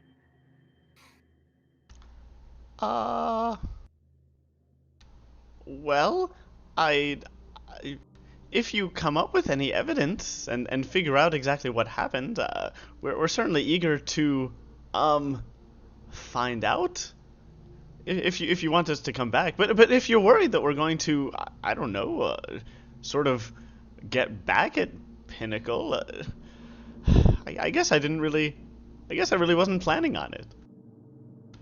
If you can carry out your internal investigation and figure out what happened, I'd be happy to come back. But if not, then I guess I'm fine working with DCI. Her one eyebrow lifts very slightly, and she just, after a pause, gathers the rest of her things, and then stands up from her chair. Oh, weren't you going to eat? She doesn't even give you a response to that. She just no. She looks at Hirrald, who just delivered one of the main reasons that she cannot stand him, and just says, "Agents," before she moves to leave. Oh, good to see you again. As she starts to move out, Kailan, do you have anything that you'd like to say, or are you just gonna let her Nope. exit? If they're just gonna terminate us, let them terminate us. I'm not going back to work for somebody who's gonna send me to die. Heck that. I would like another perception check as she exits the room. Sure thing, boss. That's a 35 on perception. Oh, Hirrald. Hirrald gets a 10. Is really bothered right now, apparently. Worst day So ever. bothered. Hirrald getting a 1 on his roll for a total of 10. Kailan getting a 35. Not only do you see what I'm about to describe, you're able to get shoe sizes. As she exits, you see at least 2 sets of footprints imprinting into the carpet behind her. That do not have a visible source. Appears that she did indeed bring backup, but they were hidden. Rude. That's awesome. So you're left alone in the VIP lounge. Kailan shakes her head. And she messages down to Ninden, Mouse, and Gur. Well, you guys might as well come up here and enjoy this VIP room. She's gone. Mouse jumps off, launches herself off of the stool that she was sitting on at the bar, and grabs her big frilly drink. It's got pineapple and little umbrellas in it, and scampers up to the VIP lounge. Mm-hmm. Ninden walks over with a little more composure. the dapperest Vesk. Oh yes, you've never seen such a dapper Vesk. As you make your way up towards the lounge, you notice this extremely serious looking woman leaving. Her eyes don't move. She is laser focused on the exit, and nothing can get her to look away from it. Do I bump into somebody invisible? No, you don't. They're actively avoiding you. So one of the prerequisites for moving around invisibly is that you have to be really good at avoiding running into people. Yeah, you can all assemble in the VIP lounge. If you just walk like you belong somewhere, nobody's gonna stop you. Here, rule number 1 for infiltration: just act like you belong. Yeah. I mean, look at me. How do I not belong here? Right? Exactly. We dressed for the occasion. Gur's watched enough, spy hollow films to know how to do this, I think. All right. Hirrald just sort of. Well, that went better than I expected it to. Yeah, you didn't have to fire a single shot. No gunfire. No gunfire. She definitely had backup, though. Really? They were invisible, but I caught sight of them on the way out. Sneaky. Wow. I should look into getting myself an invisibility module or 3. Hirrald. That glass serpent thing could turn in. Hirrald glumly twirls pasta on his fork. Oh, Herald, if all they're Captain, gonna do what's- is fire us, we've got a pretty good setup here, and I suppose I was sort of hoping that they would say the people who tried to kill you have been found and removed. That would have been Well- nice. I'm sorry, Captain. It's okay. DCI seems like a perfectly good employer, and I've certainly found a crew. working independently has its perks. Well, I suppose. Happy to have you, Captain. Thank you, Mouse. I like working for you and the boss.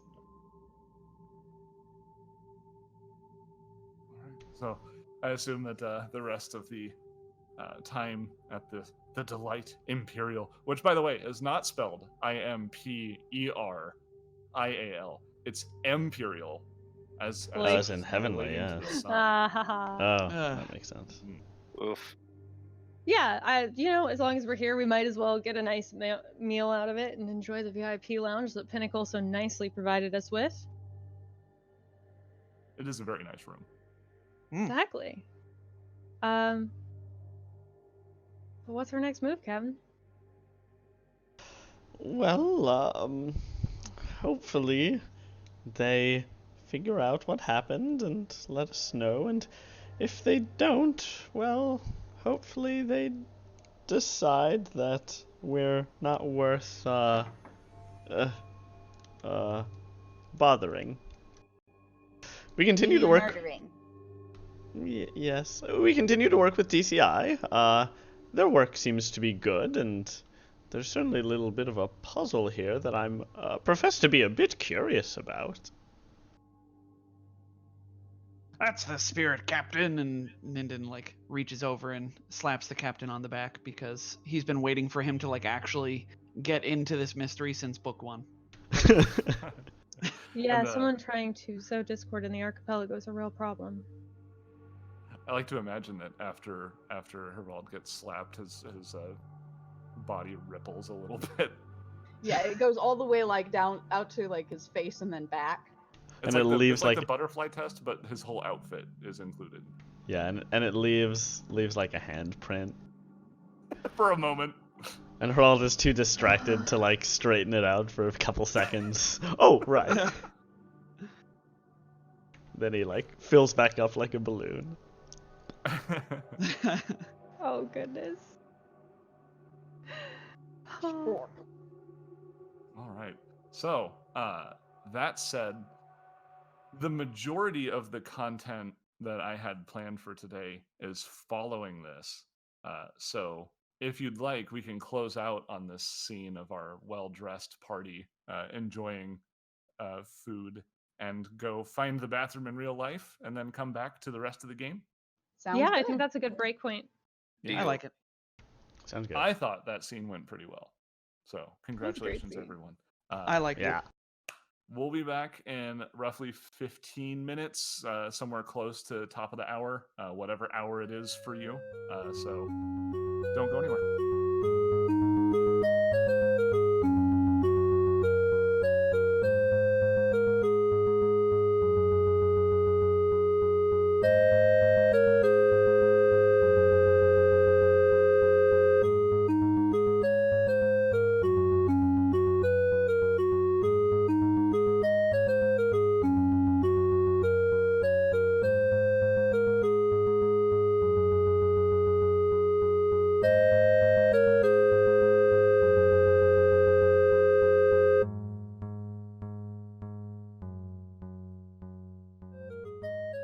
Welcome back.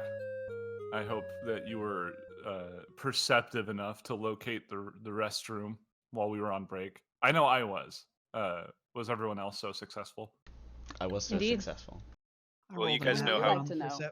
I rolled a Yeah, nat you 1 on the guys- perception check. So you just peed on like a potted plant. Oh boy. I can neither these are things we confirm nor don't need deny. to... And then you had to make a bluff check to the wife, like No, that was the dog. I guess the girlfriend. I'm sorry. I forget what marital status my various players have achieved. It's funny, but you're not the only one.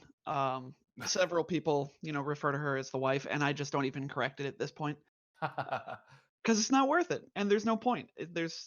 Anyway. It's like me with my last name. Everyone gets it wrong, so I never get mad. It's like, okay, that's expected. Seth Wetcloth. Yeah, wet cloth. You got it. Got it. Nailed it. Got Loves it. The Last Jedi. It's your last name, right? I love it. It's the best movie. Seth loves The Last Jedi. My favorite scene. I'll never get over it. It's just the collect call sequence at the very beginning. It really set the tone of the film. Anyway, that's not what's important. What's important is, what did everyone get Sonic for his birthday? Oh, I thought you were going to say what's important is the debate between 4th Ed and 5th Ed. Rings? Oh my God, we said we're not doing this. I will begin filibustering again. Gur is the greatest and the best make. All right. Let's Wow, play. you're good at this filibustering thing. Nobody told me what they got for Sonic. 5 I didn't golden get him rings. anything. 5 golden rings. Okay, good. I got him that coolant spray because if. Oh wait, hold on. That doesn't make people. Go I mad. got him some sort of emerald gem. Dental floss. A gemerald, if you will. A dental floss for his disgusting human teeth. I like it. I went all out. I bought him a running wheel that's like self-cleaning because gets so dirty. Hedgehogs poop when they run. That's right. And as we know, something I'm not looking forward to. They definitely have a bit of a scent associated with them, but they're very cute and snuggly, despite what you would expect. Yes, I got Sonic some new running shoes for his Olympic competition coming up with Mario. So, looking forward to that. He's gonna fucking wreck Mario. I tell you what. I mean, pronking. Good save. Yeah, you got it. At least when it comes to the long run, I would assume that Sonic would beat Mario. I don't know what they call the terms. What the different names of the competitions are. The run fast. The high jump.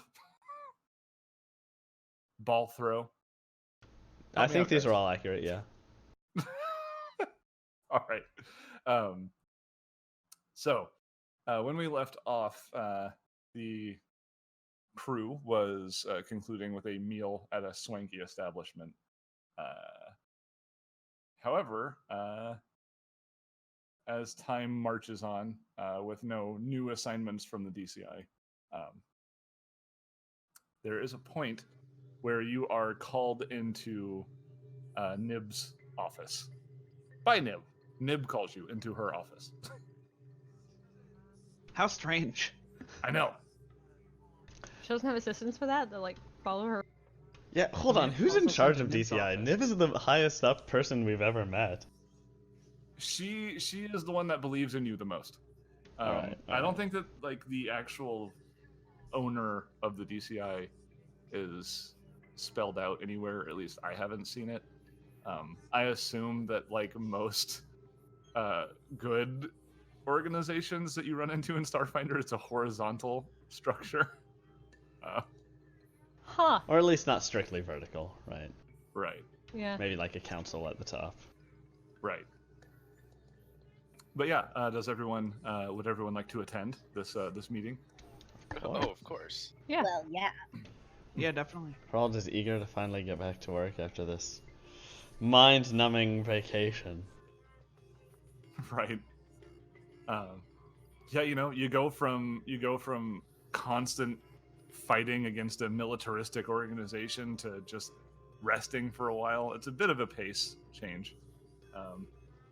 But yeah, when you come in, it's been maybe a little over a week since you recovered the data that was stolen from DCI, plus the additional data. And she sees you come into the office, and she hops up from off her chair and actually clambers onto the desk, and she's like, "Hey everyone, thank you so much for coming. Okay, I'm sorry, I'm trying to contain myself. Get this. Well, don't. Tell us. We've gone through the data, and we've found the biggest breakthrough we've ever gotten. This is the kind of thing that legitimizes our entire organization. There's a city. Yeah, we're in it. No, it's a different city, deeper in the sun. Huh. So, Is there a tube to get there? Is it alive? She shakes her head. It's on the records you were given by the Merc. Noma. Noma is the name of the city. Not only is there information that the city exists, but where it is. The only thing is that whoever is providing this information is the superior of Meiji Jalusan, that woman that you fought. So they might already be there.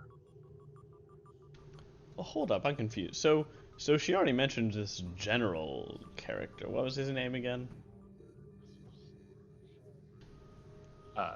it was Kayam. General Kaim. Hi. But you're saying that the data came from him, or I thought that these were observations that your tools made that you just hadn't gotten around to analyzing yet. She shakes her head. No, that came from their data, which I admit I went through. The rest of the researchers went through the standard atmospheric data. This came from the brass dragons. The I extra see. stuff that we tacked on for, halvesies. Just to remind Hirrald's player, at the end of the session last time, Mouse, when she went over Cheryl's datapad, found the missing DCI information plus additional information that the brass dragons had accumulated. I got it. Okay. Yes. So this is the data that we So- stole from them. As Indeed, you payback. Yes. You did a Sure, steal that's fair back. play. Easy come, Nice. easy go. Hope they have backups. She says, "There's no mention of it specifically of a general kind, but the way that the information was delivered is very much something like a superior to a subordinate." I see. Well, all right, but it doesn't do us much good. There's no way to get to it through the sun. Well, I have already talked to management, and of course, they picked you to lead the expedition. Just it seems through the sun. Mm-hmm. It seems like you have the right skills, and you work really well as a team in a number of different challenges and scenarios. At the very least, you can find the city, and if it's dangerous, just take in what you can and get out. Oh yeah, that won't be a problem at all. Like, my crew's the It's best, that don't get me much, huh? wrong, but it sounds like the city being in the sun without any of the tube. Like, we had to take a tube to get to this city. If there's no tube to get to that city, we'd have to just fly through plasma. Yeah, I mean, we might as well be walking on the sun. No. Ah. Ma-da-da. Y'all Well have played, no sir. idea how long I've been waiting to drop that joke. It was even. That was like a glancing blow too. That wasn't even. Yeah, you should have waited. I don't know. Uh-uh. Mm. No, I think it's fairly appropriate, and it was a good joke. Chat, back me up here. I don't want to give it to I'm you. with you, Tom. Chat need not back you up. Yes, it was good. That said, Thank you. curse you, sir. So, I mean, we're not very fireproof at all. I've been set on fire a couple times, and it did hurt. So, what do you have planned for us then? This whole time she's just been kind of like, she has her eyes closed and her head is kind of tilted to the side with a little bit of a smirk, and her hand is just subtly waving while you guys are talking amongst each other. She's like, look, I knew you'd ask about that. Okay, so there's another organization. They're a bunch of profiteering hotshots, but they have the tech. The Corona artifact divers have some specialized pilots and ships that they use to dive into the sun and find artifacts. I hate to say it, but they're pretty successful, and they tend to get a lot more recognition than we do. They have more of a bombastic approach, more treasure hunter style compared to our scientific research-based approach. It's a lot less attractive, our approach.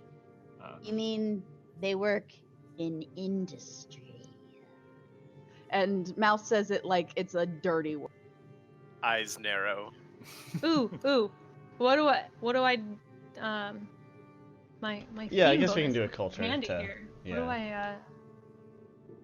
do I only got a 14, Rob got a but I 19. do have the theme bonus Hang on, Oh, you both rolled for a 14. hotshot pilots. oh my gosh! Wow, you guys are really.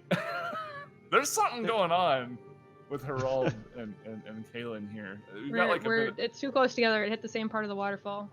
It's like a Mulder and Scully situation going on here. So they both attempt to recall information from separate angles. Kailan, I mean, you've lived here your whole life basically, and you're interested in ships and whatnot. Yeah. You know that there's the standard sun skimmers that are controlled and run by the Serenites. There are ships that very slowly can move around in the sun itself, close to the bubble city, only able to get like maybe a mile or so away from the city before they have to return to the archipelago. You do recognize that the Corona artifact divers have developed ships that can go a little bit deeper, and they do stuff like send these ships to intercept forces that have been detected, like stellar winds and that sort of thing, that they might be able to find things on, and they do return in these specialized ships with kind of like the stuff you see in the Museum of Endosolar Sciences, like twisted bits of metal or things that look like they were designed on purpose, but there is just nothing but a lot of speculation as to what any of it actually is. Okay. But you do know that they do have ships like that. Hirrald, you recognize the Corona artifact divers indeed, just as an entity. You know that you've definitely heard that name, whereas it took you a little bit longer to recall the DCI. It appears that what Nib was saying, and that they tend to get more recognition, is absolutely true. People seem to care about results more than theories. People. Yeah, that's a good idea. Have you reached out to them yet, or is that our job? She shakes her head and she goes, I think a few too many of our long-term members of DCI might be a little, their emotions might compromise negotiations, so I thought it might be good to set aside a discretionary fund and let you speak to them. They might not even necessarily need to know that you work for the Deep Cultures Institute, but no, you probably should tell them that. Because otherwise I don't know if they'd be willing to lend you a vessel, but...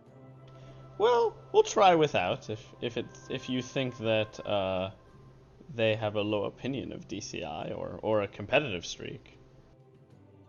And then if it doesn't pan out, we can admit that we're acting on your behalf. She shakes her head. No, come to think of it, it would probably be best if you say that you're from the DCI. It's as much as I don't like to look at it, it's more of a friendly rivalry, so they'd probably be willing to do a joint venture with us. All right. I never liked subterfuge anyways. Really? Always weird when you say Captain? that, Captain. The only thing that you absolutely cannot do is tell them that... tell them about Noma. They can't know about the city. That's our secret. Just let them know that we want to test some theories based on research we've done. All right. So we'll get a ship from them, but make sure not to bring any of their crew. No. That makes sense. Easy enough. All right. So she will go ahead and send you the information you need to get to the Corona artifact divers, so you can navigate there easily enough. Did you have any additional questions, or are you ready to set off? Well, I don't suppose you know anything else about Noma. Who lives there? How they can possibly live there without any easy access to the outside world? She shakes her head. There's not a whole lot of information about it. It does indicate that there are occupants, but whoever sent this information doesn't seem to be interested in that answer. That's weird too. Does the person who sent the information seem to live in the city, or what is their relation? Is it like an objective? It sounds like they're occupying the city. I see. What kind of people could live in the sun? Would it have to be fire people? I don't. Well, if they have bubbles like we do, anyone can live there. The issue is getting in and out of it. Now, this might be crazy, but the corporation that owned the athletic club that the Brass Dragons were holed up in was the Malika Corporation. And I found this book. They were obsessed. They were studying the legend of Malika, who wanted to become a god. And this It seems what likely was her name that we took out last week? Meiji. Meiji was answering to someone higher up who's in this bubble city, Yes, the general. who's behind all this unrest in the archipelago. You don't think that they're trying to recreate this story somehow? Hirrald. That's just fairy tales as far as I understood. Yeah. But so are cities inside the sun. I understand. No. I'm just saying that it seems like a bit of a leap. Like, we already have a reasonable leader, this general fellow, and if he's... I feel like generals pretty frequently in history try to acquire power. Maybe he's planning to make a move on the archipelago to conquer it, and, you know, it's pretty common to use folk heroes as inspiration for your troops. I can see if I can get people to look up a General Kaim and this Malika. We'll see what we can find. In the meantime, if he is trying to if this person in Noma is trying to destabilize the archipelago, it's definitely worth our while to track him down. Yes, definitely. At some point here, Nib, it may be worth alerting the government of the... what is it? Dawnshore? Is that the name of the city? Yeah, so Dawnshore is where the council is where they gather. You know that there's a representative of every dome that is there because it's kind of like a protectorate where there's I see. The cities are there's independent. like the main dome, but every other dome has their own smaller government and govern themselves, which is why Asana Town was a separate deal. So Okay. like states versus the government. Right. State government versus federal government, rather, is what I mean. Okay, but Yeah, is there a basically. name for the federal? Is that just the archipelago, Not or? really. Not that I can recall reading about specifically. All right, well, let's just say the It's like a council. Yeah. At some point here, since it seems to be destabilizing multiple different domes, we should really let the council know about this organization and stop, at the very least, stop letting them act openly. she chuckles for a moment. She goes, "Oh, you were serious. I don't know if you remember this or not. People don't really tend to take us seriously, Hirrald." Well, then we'll have to get you some evidence to support your claims, and then people will have to take you seriously. We have evidence. We have all this data. Yeah. I mean, what am I, chopped liver? You're not going to convince anybody about the Malika coming to power. Like that's not. No, that's a no, fairy tale, like I but we said. have plenty of evidence that some group is trying to destabilize the dome. That the Brass Dragons are trying to destabilize things throughout the archipelago. Oh, I mean, sure, you could tell them about that. I mean, criminal activity is always something to report. I just don't know. I don't know how much of a connection you're going to be able to make. There's so many reasons an organization might do something like that. I certainly agree that it's not sufficient. I'm just saying that if there's a mercenary company that is operating illegally, but is secretly trying to undermine the government, the government should be made aware of it. No, But agree. I also agree that it's worth doing this additional investigation. All right. Did you need protection? I mean, you're going back to Corona again. I know it's like a second home for you at this point. Yeah. I think we'll be all right. We've got these guns. And Mouse like Flexes. Yeah. The we'll muscles be are alright. actually bigger than last time. Yeah, By a too factor bigger. of two, yes. Exactly. So Nib slowly puts away the sunscreen that she had started to get out. All right. All right. Thanks, Thank Nib. you. Back to We'll Corona. report in before we head into the sun. I mean, yeah, I would hope so. We have to transfer the funds and everything. So. Yeah. All right. So, back to the line crawler we go. Is the elevators? What's Oh, it's the elevators from Mass Effect. what's on the radio in the elevator? Oh, what's Girl on the from radio? Ipanema, always. No, I was guys, gonna I had go- something for this. So Kailan, how have you enjoyed your time on this? My favorite shop on the on Dawnshore, Not on the Citadel. not on the Citadel. You know what? I know what's playing on the line crawler as you write it. What? Turn something around, changes. And Hirrald starts singing along. I love this song. By David Bowie's brother, David Froby. David Froby.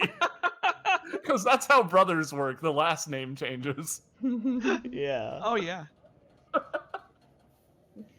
All right. So we're going to Corona. to So, Corona. Corona. Let me swap Treasure us hunters. back over. Yeah, they're basically treasure hunters. Oop. Corona being that big brass dome on the eastern side of the map. With the broken top, yeah. Yes.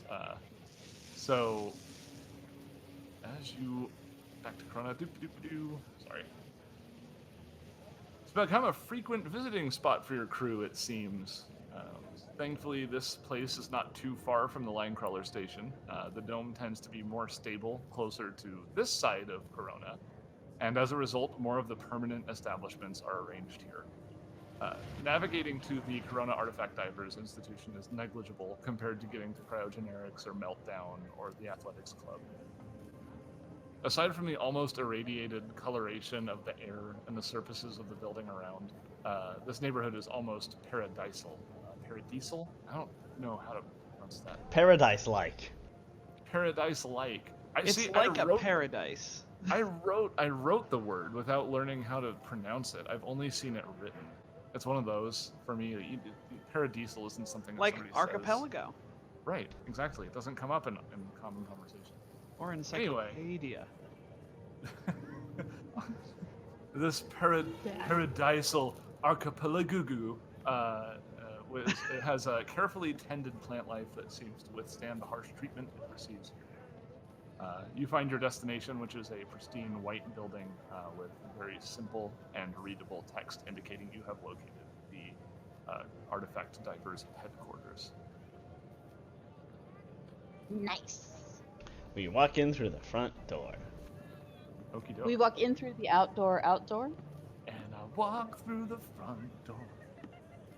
Speaking Oh, of I was other- thinking raspberry beret, but that'll work. Oh, I was thinking Peter Gabriel because my life is Peter Gabriel right now for some reason. Okay. I don't have an image for this place, so I'm sorry. I'm going to continue to assail your mind's eye with word bullets. We'll save. We'll save. I'm ready 14. for your bullets. Don't waste it. Don't waste those will saves. That wasn't a good one anyway. You got a bad one out of the way.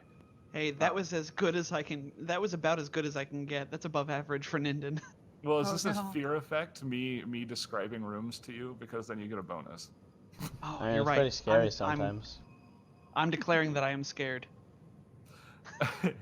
You step into the lobby, and the temperature immediately drops. Not only are you shielded from the escalated heat of Corona in here, it seems that whatever occupant resides here greatly prefers cooler temperatures. It's definitely cooler than 65 degrees Fahrenheit in here. Oh. AC counts must be killer. Yeah. Ugh. I didn't bring a sweater. Looking around the circular room, you see similarly circular benches surrounding pillars covered in glimmering mosaic tiles, varied in red, orange, and yellow hues.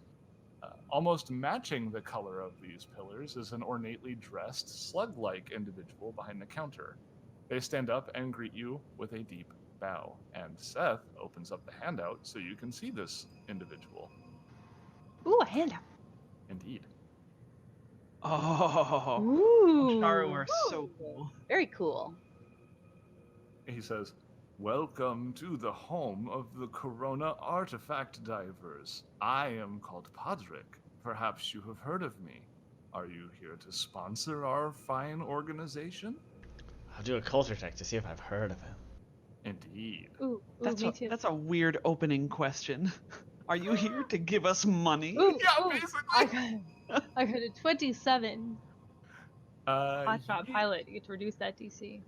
In fact, yeah. So this is super, yeah, you've definitely heard this person's name. So, you know that he is somebody who has successfully retrieved objects ejected by solar flares, some of which are on display here in the lobby. And you know, it might initially seem strange that somebody who is so well known from this organization would be sitting here in the front lobby to greet people. You do seem to recall reading or hearing that the Corona Artifact Divers operate as a flat organizational structure.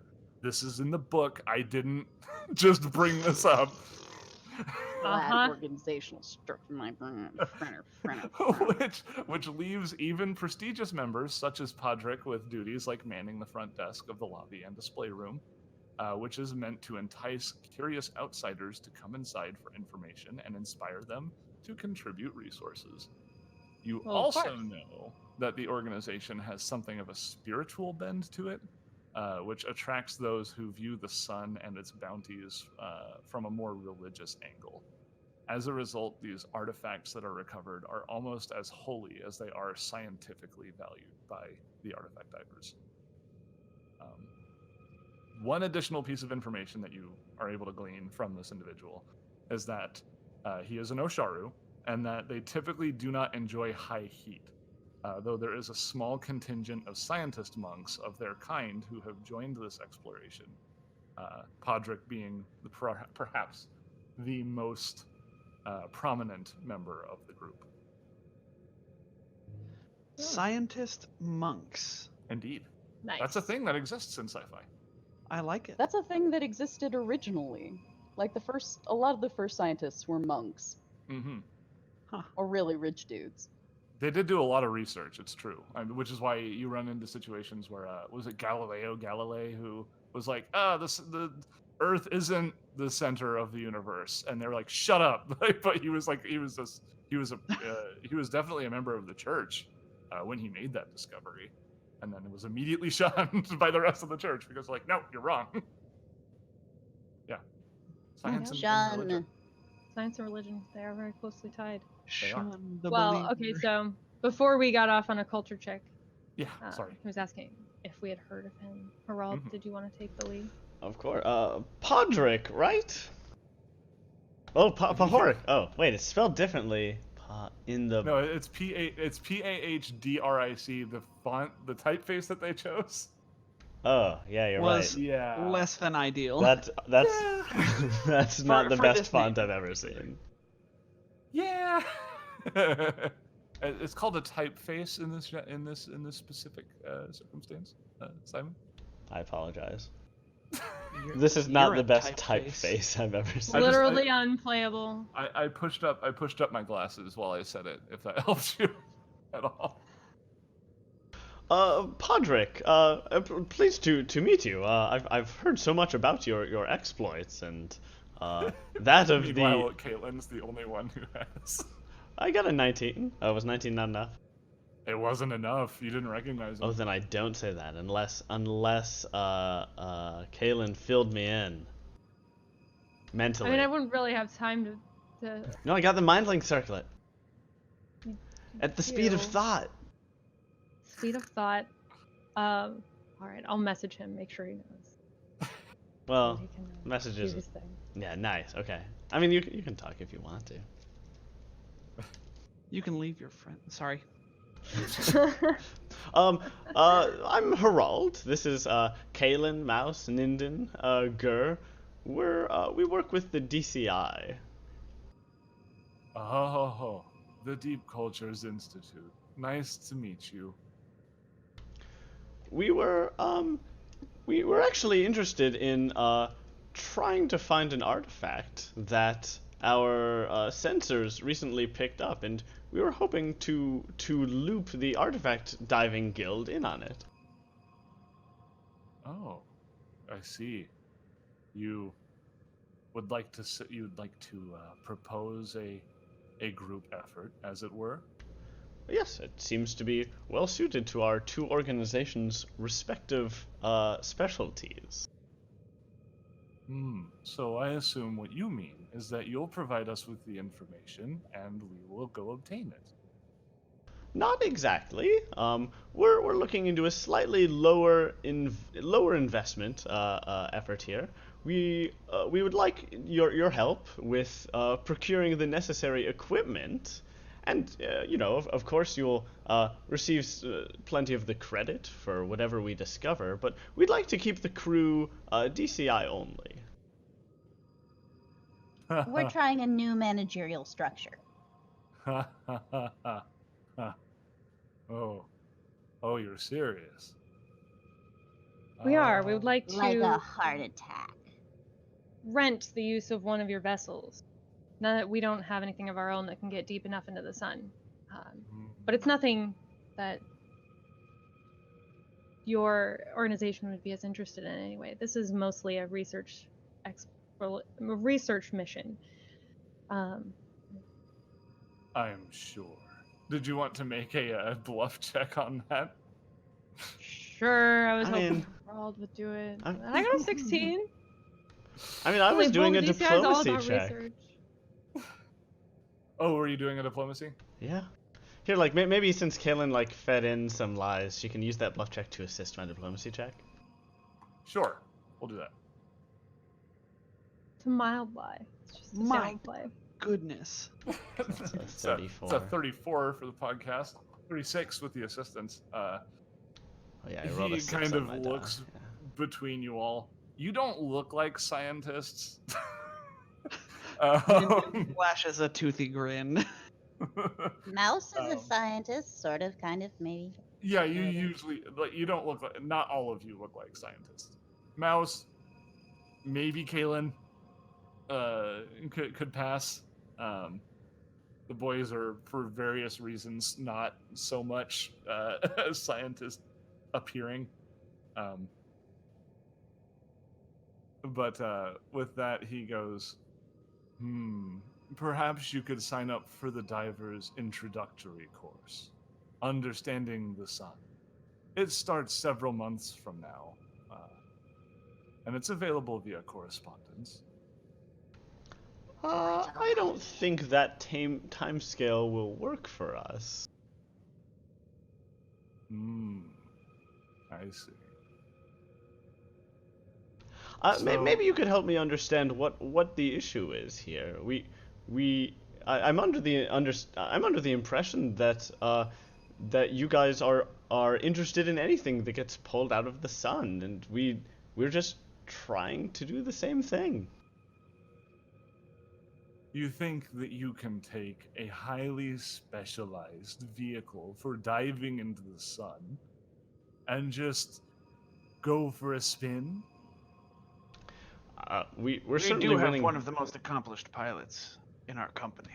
we're certainly willing to pay for whatever training is necessary to learn how to use the equipment.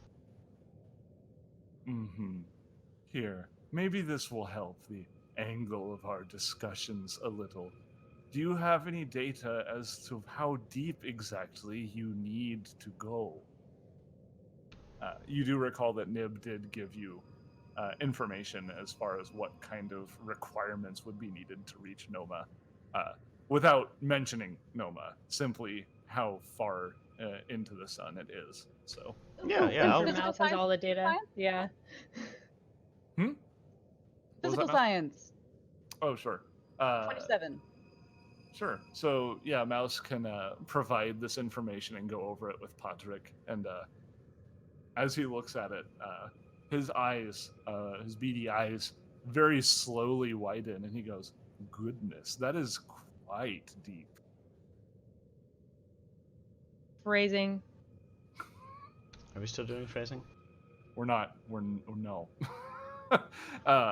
She goes. So he, pondering for a moment, he goes, "The only vessel I can think of that could possibly go that deep is the new one that Lurian has been crafting." Sounds expensive. Could you give us a tour?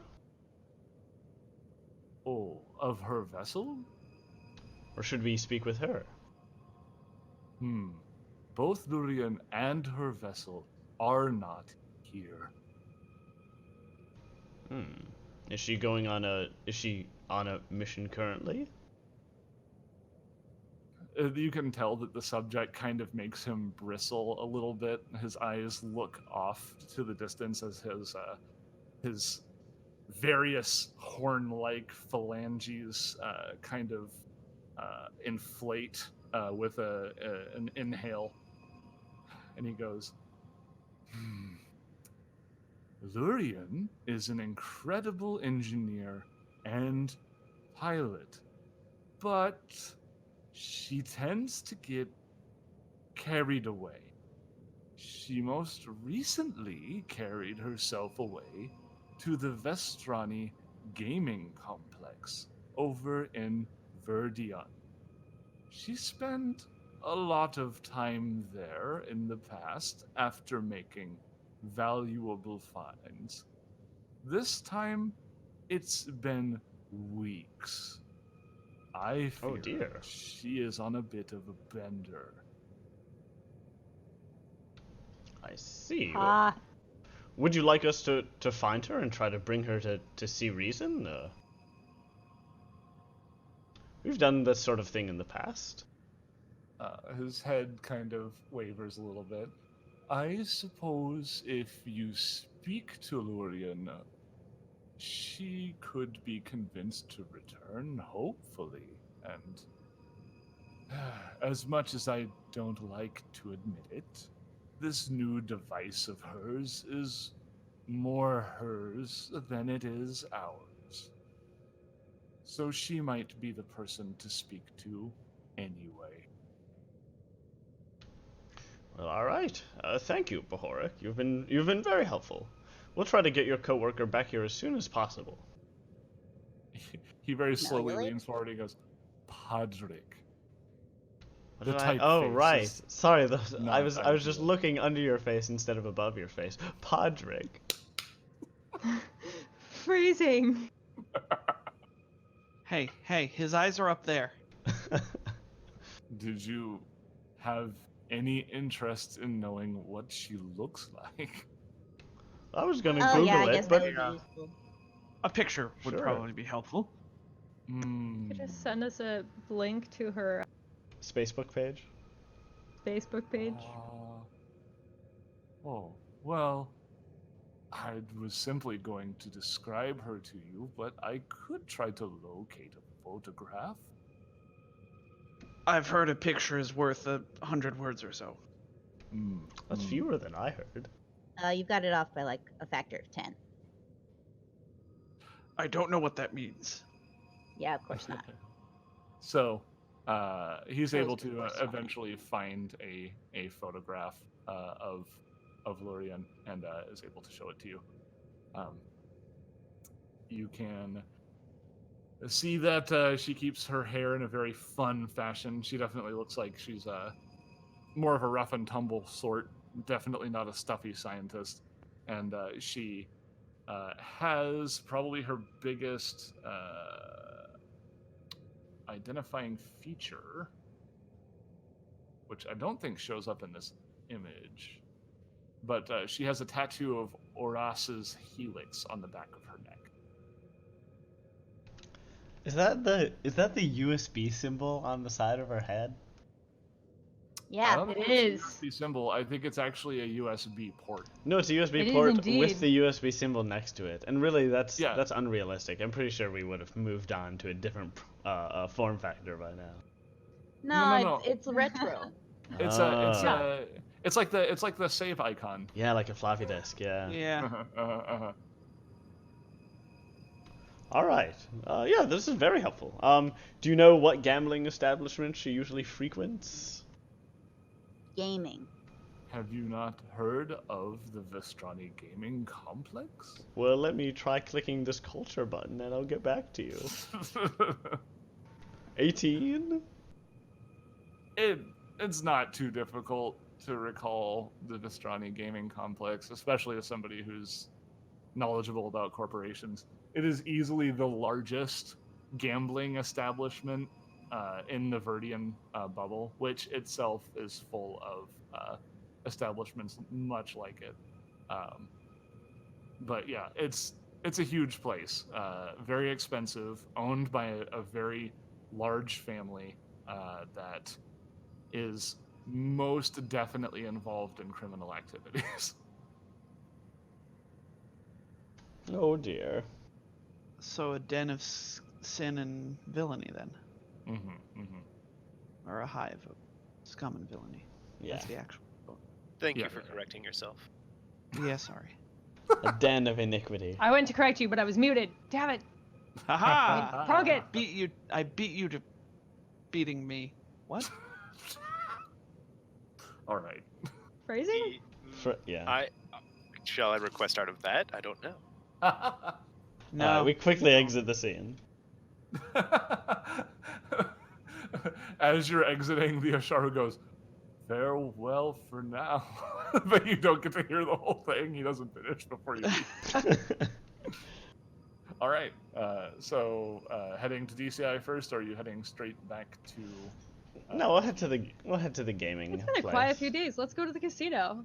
Oh, Yeah. no, let's stop and get our fancy clothes. And then go to the casino. Gur's been wearing his fancy Yeah, clothes. He's wait, what do you on mean? with them. Ninden pulls his suit out of the null space chamber. And top hat and cane. Oh, is this a fancy place too? From this picture, I wouldn't assume so. That's her typical wear, you know. Is it a fancy casino? Does Hirrald know? Oh yeah, it's a fancy place. See, it's a But fancy you know, place. it's fancy in the way that Las Vegas is fancy, where there are people who definitely take it more seriously than others, and then you definitely have people who have cargo shorts and Hawaiian shirts. Okay. Suit up. I don't know. Given her profile picture, maybe she would be less friendly towards people who look all stuffy. Fancy. That's true. Fair enough. All right. We'll wear our noble clothes. But it's been a quiet week, so let's head straight there. Yeah. Okay. Hasn't been anything to do all week. Yeah, I've been really catching up on my knitting. Okay, so I actually have some additional information about the Vestrani complex based on that culture check from a table that I have.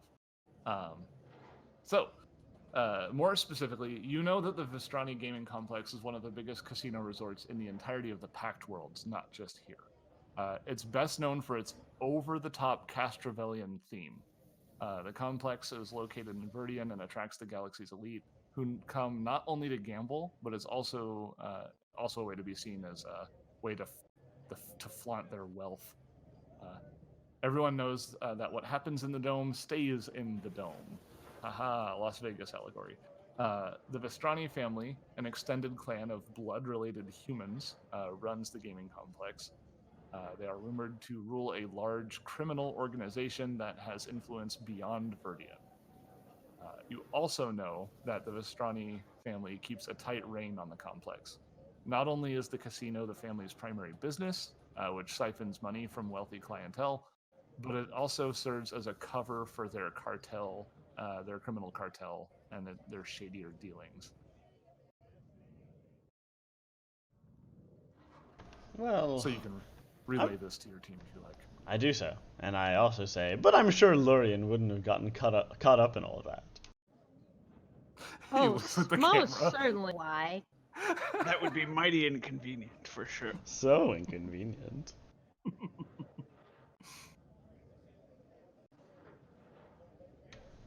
All right. Anything else to take care of, or shall I scoot us right along? Now let's move. Okey-doke. Yeah, let's do it. Let's go to the casino. Casino episode. It's like a beach episode, but it's not a beach episode. All right. Like we had a fancy dinner. Mhm. You know, this pamper. Then we'll do a heist. Yeah, we got to do a heist, right? Mission Um, Impossible music. let's see. Ocean's 11. But there's So, only 5 Maybe of us. to it. You arrive at Verdian. Verdian is equal parts pleasure resort and hanging garden. The entire dome is filled with lush, well-maintained plant life. Many of these plants are imported from Castrovel and presumably Lost Galarian. Their many requirements are met through a few key factors. Many segments of these gardens, much like the merchant platforms in Corona, are mobile. They hover and move around the entirety of Verdian, moving on a daily schedule where they join, separate, provide shade to one another, constantly changing the landscape for taxi services and pedestrians alike. On these hovering garden platforms, you can easily find Xeno Wardens tending to them, making sure that each and every piece of flora is having its needs met. You know that the Vestrani Gaming Complex is to the southern side of the dome, but you hardly need to start making your way there before a taxi pulls up near you on your current walkway, a sign on the side of it advertising free rides to the complex itself. Anybody who knows anything about this knows that they actually It is Vegas. They actually have their own taxi service that brings people specifically to their dome at no cost. Makes Because sense. it's Vegas. But not the other direction. No, they don't take you anywhere aside from to the place they want you to be. All right. Makes even more sense. We oblige. Of course, we would love it. You know, because you're all dressed up, you're an easy mark. Like, they know what you're here for. Like, people don't just show up at Verdian and get off Oh, the no, I line crawler station in these outfits. Oh wait, you didn't dress up. No, we didn't dress up. We Never know we mind. didn't dress up. All that stuff I just said, forget it. Except for the Verdian stuff and the taxi. Those happened. I guarantee. Those. Ha- Those totally happened. I mean, we can still wave one down. Casino. There's a sign. Yeah. You know to do it. So we do the thing. You do the thing. And then. So, let me turn this down a little bit. Oh my gosh. Sirenscape, calm down. Jeez, Sirenscape. Sirenscape just out of control. The Vestrani Gaming Complex is the largest facility of its kind in the Verdian bubble. The exterior is simple in shape, but lavishly decorated with banners and colored spotlights, dominating the landscape with its ostentatiousness. The taxi takes you directly to the front door, and you find yourselves surrounded by hues of royal purple and gold. Deeply ornate engravings are in the walls, offensively expensive-looking railings and walkways and pillars lining the yawning front entrance, like a diamond-encrusted funnel leading directly into the oversized front doorway. Amongst the guests filing in or exiting, you see some individuals that stand out a bit, sturdy individuals, mostly human. Let me do, as in most of them are human, not that they are mostly human. Though in some cases, mostly human does apply. They are wearing all black and with eyewear that looks a lot like oversized sunglasses. Standing, they all are. They have kind of like an outfit going on. And they're standing watch near the walls. Most don't appear to have weapons visible, but some of them have very menacing hardware on display, thoroughly discouraging misbehavior. Gur sizes them up. Fair enough. Honestly, looking at these guys, Gur and Ninden both, they look pretty formidable. Like you've been running into a lot of people kind of like the Brass Dragons and like the Sunrise Collective. These guys look like they've actually got some training, and they might actually, just kind of the way they carry themselves and the way that they seem to take in their surroundings belies a level of training that is not the standard that you've come to expect in your adventure so far. Good to know. Good to know. Our foes have It is gained good. strength. Let's Noted. fan out and see if we can't spot Lurian. Good plan, Kailan. Everyone, try to keep your eyes open and don't get too distracted by all the Send flashing a- lights. Ooh, flashing lights. Send a Mouse message is to already chat at with a blackjack table. No, I'm kidding. No. You don't get to go ahead of the GM. Hold on. Hold your horses. I know, I was kidding. But I can't. They're wild horses. Touching wild Horsey's horses. got to run. Horses gotta run, Seth. So, actually, yeah. So this place is really cool. I had a lot of fun taking the imagery I was provided and then writing a lot. So I'm gonna be talking a lot. I apologize. Don't It's apologize. just the Seth show now. We can all. You know, I'm not trying to do that, but here we go. So we're on the I'm map in the upper left corner, which is the northwest corner, the side that you enter from. This is kind of the view that you're greeted with. This is the general layout of the place. This is not 5x5 squares, just so you know. This is a very massive space. In fact, I wrote as much. Just through the front door is an incredible sight. An absolutely massive open space surrounds you. The ceiling raising above you is impossibly high. Said ceiling appears to be comprised of windows to the many, many, many rooms of the hotel built into this complex, each peering down onto the game floor below. At some undetermined interval, the windows shimmer into a gorgeous skyscape momentarily. Mouse, you recognize this sky to look very similar to that of the one on Castrovel. Natch. This matches the aesthetic of the rest of the space. You can see that there are many familiar Castrovelian flora decorating the facility, woven in and out of luxurious game spaces. The floor itself is a thick carpet, the coloration matching the coloration and patterns of a stony, mossy substrate, much like the jungles of Castrovel. It's clear what they're trying to emulate here. In your immediate area, there is a stone dais with a holographic display of what a few of you can recognize as a Kasaric, a fairly well-known plant-like creature from Castrovel that resembles something like a lion with a smooth glistening skin of a bright green, yellow, and red pattern, and its face is a mass of tentacles, and it also sports a large fin sprouting from its back. I have an image of one that I can share for those who are not listening to the podcast. I the remember this Kasar. guy. They're really cool. It They're rears so up cool. So mean. Indeed, and as you observe it, it rears up and postures menacingly, making an impressive display for patrons that right as they enter. In fact, you see some guests posing for photos beside it and taking selfies. I mean, wouldn't you?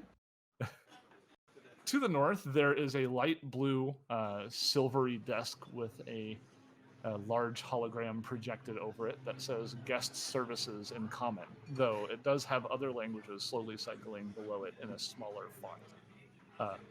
Behind that desk is a bald human man, along with a sign that clearly spells out the 3 main rules of the complex. No cheating, and in parentheses it says no divination or illusions. Check your weapons, in parentheses it says see guest services. And then the last rule is have fun. They can't tell I'm me so what to glad do. Gur sulks in the corner. Fun is only number 3. Have the fun. Actually, let's see. I'm going to do a thing real quick. Secretly, behind the scenes. Ooh. It's not a secret if you tell us you're doing it. I'm waving Yeah, my gee. hands around. More GM hand waving. Oh gosh, always with the GM hand waving. But yeah, if you guys would like to, I guess, RP the moment of seeing this ridiculous sight. Ninden is All right, just so let's overwhelmed. fan out. It's a lot of lights. It is a lot of lights. I don't know what Hirrald's reaction would be here. I feel like he would like it. I feel like he likes all the bright colors. Oh yeah, for sure. I think he'll adopt some of the patterns from the ceiling onto his clothing to get a Castrovellian jungle feel to them. Mm-hmm. Of course he does. Camouflage. I don't see mouse. Oh, well. You probably do Okay, now. great. Never mind. Ah. Oh. Oh hey. You did a Don't, thing. yeah, don't pay no mind to the fact that the map has changed. Oh. No mind will be paid. We should probably check our what. My mind is fairly cheap. I don't want to pay. Alright, let's check our weapons. Okay. Ninden looks at his fists. Right. Gur and this Ninden is- just kind of look at each other. Right. So that is the desk for Oh. which you would do such a thing up on the northern side of this particular map. Oh, Um, I'll check Ninden my- does have to check his pistol. Yeah. Right. I I'll check suppose my Gur will do the pistol same with and his. my So knife. as Mouse has all of her weapons in her glove. Can you store more than one item in the glove? I believe it is only one item. One up to 2 item? bulk. Yeah. Oh, okay. Yeah. Hmm. Yeah. Still useful. She'll keep her sword in her glove. Oh, that's And- cool. Yeah. Give the rest. I like that. It's a sword Um, glove. Well, actually, as you approach the desk with the intention, you're greeted by the man behind the counter very briefly before he looks over your shoulders and his eyes go wide.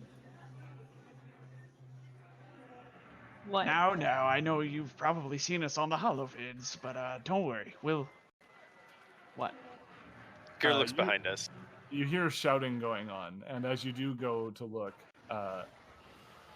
you notice that the Kaseric hologram on the dais is crackling, almost like a display error washing over it, like a degaussing monitor, before it almost seems to take on a more solid shape. It still appears holographic, but it is more substantial now. This is supported by the fact that the carpet parts beneath its feet when it steps off the dais. Patrons Uh-oh. start to scramble for safety before it begins to swing its tentacles and batter a couple that were taking the picture. Oh, is this part of the show? Don't think it's part of the show, Captain. Oh, Roll oh initiative. dear. Oh, hey, Is that look, what the that means? initiative tracker just popped up. How weird. All right. I got a All right. Not 17. paying any mind. All right, folks. Standard holodeck malfunction. Murder and mayhem. a staple of as Star per Trek. usual. Ninden also got a 17 Nothing on to see initiative. here. Dang, Hirrald. Yeah, Hirrald took improved initiative. Yeah, it's already paying off. So did I. Well, I mean, roll what you want. 19 is a 19, my friend. That's true. Yeah. One moment while I figure this out. Not to belittle your 26, it is a very impressive 26. Too late. Already belittled it. Yeah, I feel like an asshole now. It means nothing now. Nothing! Just an animal. Oh man, I'm even behind the Kaseric. Come on, man. Yeah. See, Ninden is not the person that you want to be behind the Kaseric. No, you want him in front of the Kaseric, physically and figuratively. Indeed, it makes it a lot easier for the Kaseric to do something really mean before you have a chance to do anything about it. Go figure. One last thing I need to add. It's difficult for me to do this sort of stuff and also surprise you guys with combat, so I kind of have to do it on the fly, unfortunately. But You can roll initiative for while they're on the GM, that's true. but it's a delicate balance for sure. It's tough for me anyway. So yeah, that puts us in combat. I think we need to change the beat. The beat, no. Turn the beat around. Changes? Changes, yeah. Oh goodness. Turn the beat around. All right, that will bring us to Hirrald. There's a giant Kaseric that may or may not be corporeal, stepping off the dais behind you. Ah! Hirrald reflexively shoots. I guess I didn't have my weapon out. So. You can use a move action to do it. Yeah, Well, I'll use actually, if you were in the middle of taking out your weapon to hand it to them, you very well may have had it in your hand. Yeah. That's how alright. Gur's playing it. Uh-huh. Yeah, I like quickly snatch it back from the person, from the guy at the front desk and level it at him. Oh, not him, the monster. Sorry. Yeah, I was gonna say, wow, oh my god, Hirrald, You shoot no! the guy behind the Level it counter. at the This is a desk. stick up. It's a 17 EAC, We're gonna use this as a distraction. Get him, boys! 5 electric. If that works against standard physical malfunctioning hologram. Actually, so that is an interesting question. This is a shock weapon, right? Indeed. Yes. Hirrald takes a shot at the Kaseric, which is going to result in, that's against EAC, Yep. just a miss. You see the shot kind of go around a distortion in the hologram. You could have sworn it was going to hit, but it just misses. Is that so? You're just taking the one standard action? Yeah, I guess I should have full attacked in retrospect, but you know. I guess I'll use my move action to like back away from the terrible monster. That's a pretty smart move. Yeah. Which will bring us to Gur.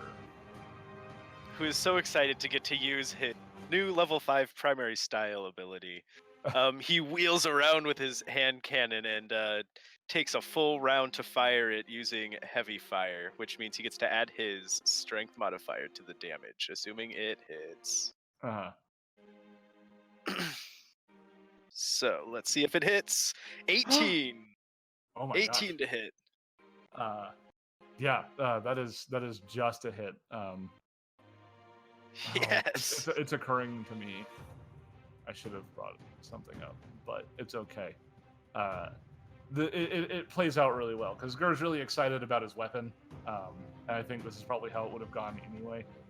You do hit it, and there's a crackle when you hit it, but it's a hologram, so it's kind of hard to tell if it really did much. Mechanically, it seems that it has a bit of a resistance to the attack. I will point out at this juncture it also does fire damage as well as piercing with the special ammo he has in it. I don't know if that makes a difference. Not really, actually. Balls. Yeah, I know. It sucks. Let's see. There is a special thing about this. So when you see that, Yeah, can I make an engineering check? Absolutely.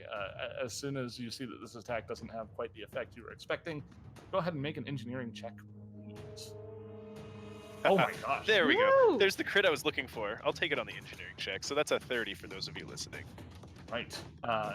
So you recognize that this is a living hologram, and you know that they tend to be difficult to damage because of their holographic nature.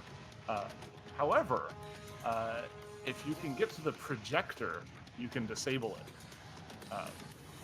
In order to do that, I will need you to identify it by making either a perception check or a further engineering check. Right now, huh?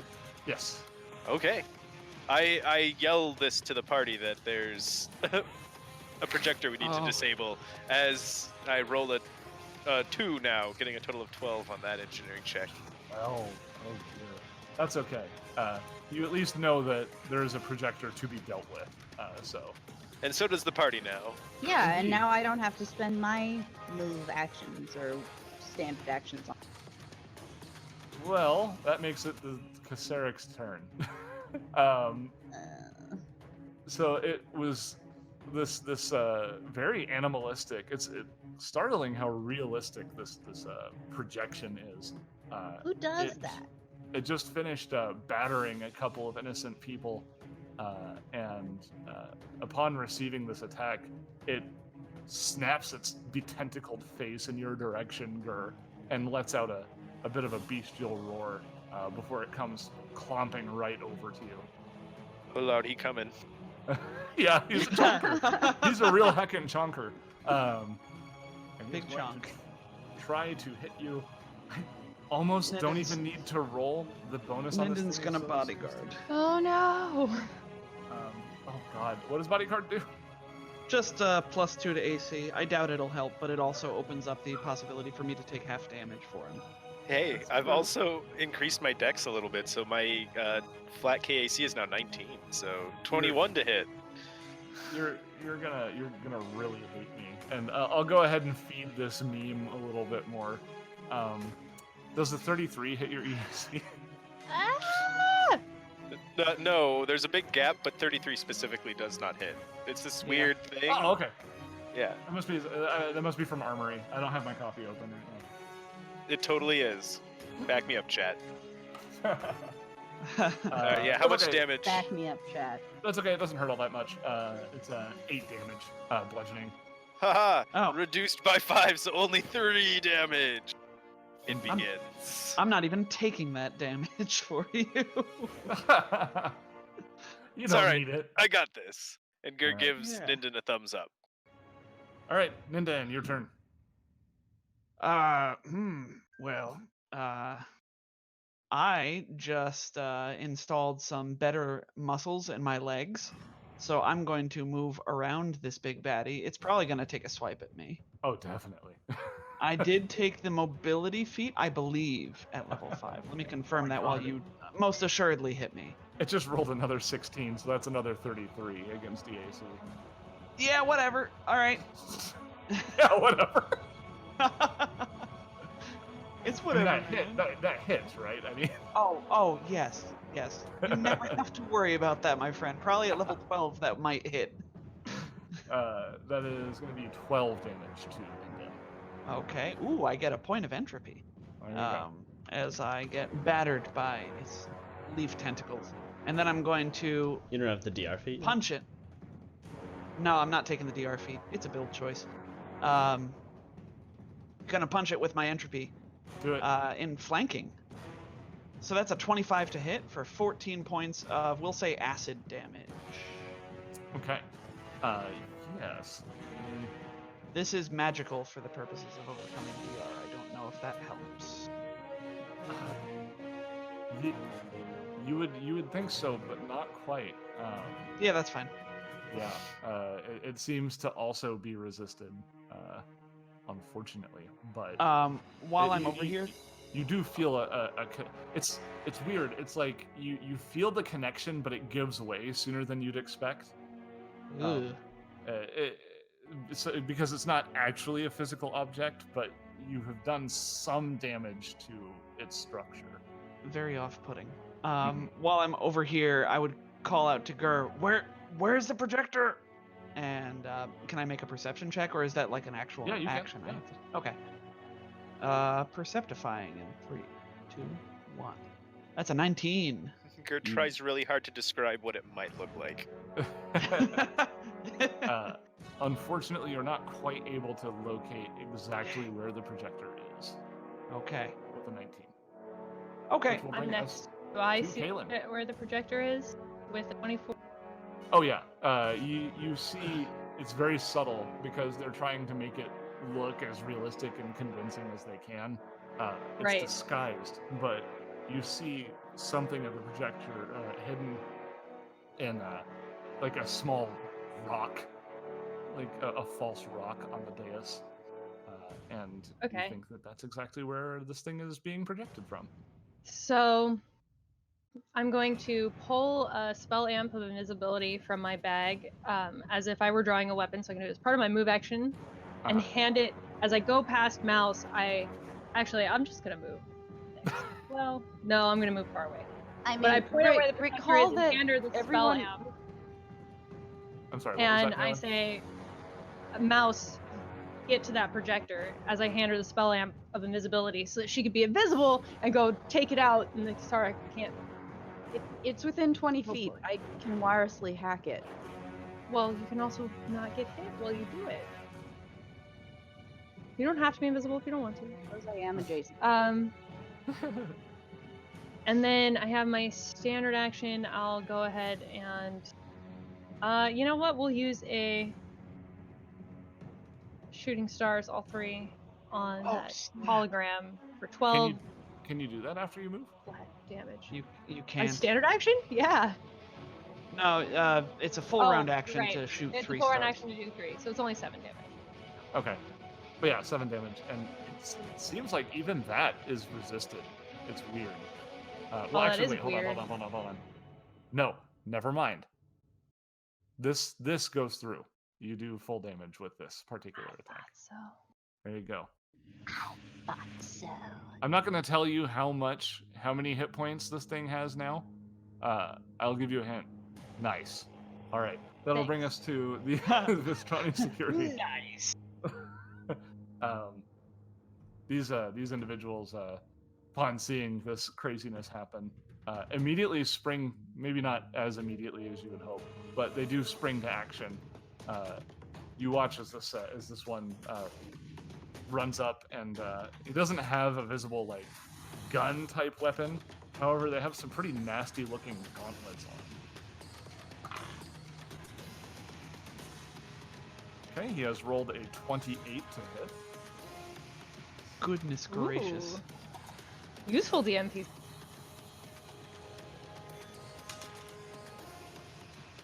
Okay. He deals 16 damage to it, Nice. which is resisted, unfortunately. But Darn. Rat.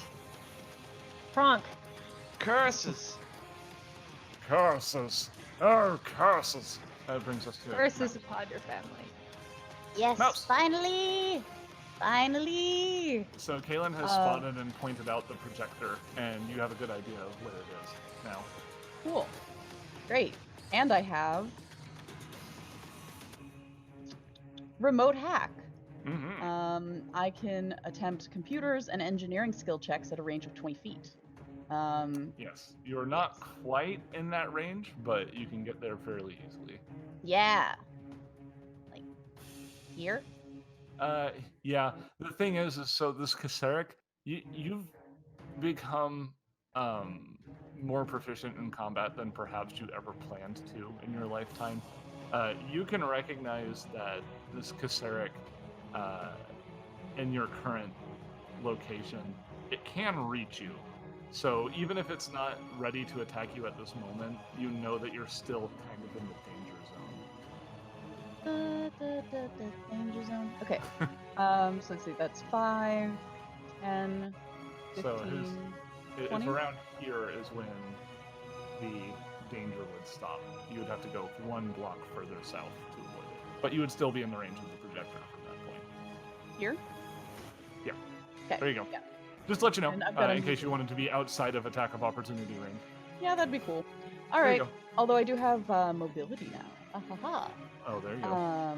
So- It does have a, I think, plus 16 to hit, so I don't know how much that would help you. Yeah, okay. No, never mind. All right. Fine. Fine. Okay. Computers check. Do it. 15? Oh, No, No. I rolled a 1. No.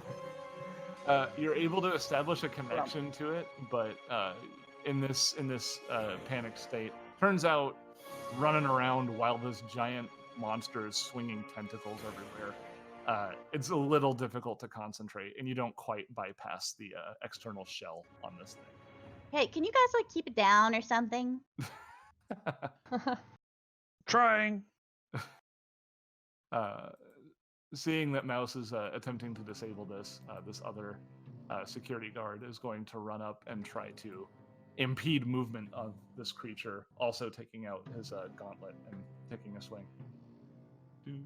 Rolling a 27 to hit. And dealing 15 damage. Guys are not doing bad. Again, that is reduced to half, so perhaps not quite as effective as people would like it to be. All right, which will bring us to Hirrald. Hirrald will shout to Ninden, Ninden, just keep distracting it while Mouse disables it. You're doing great. And this inspires Ninden. If I had to describe how inspiring it would be, I would say 13 inspiring. Wow. Wait, no, more because of my charisma. Hold on, let me press my button and see if it auto updates. He's so charismatic. He is. 14. Ooh, 14. So that puts me up to full stamina. There you go. Thank you so much. No problem. And I'll just put this move action in this waste basket here. Well, you can check in your move action along with your weapons. I check in my move action. The concierge leans over need a and, ticket, and, though. and takes your move action and puts it away for you. I want It's that like, back. oh, I see you're an envoy. Here, let me help. Yeah, let me take that. Gur. Gur is going to go ahead and, since he can't really damage this thing, he's just going to fight defensively and take a +2 to his AC. Okay. And you know, go ahead and just punch it. Fish for crit.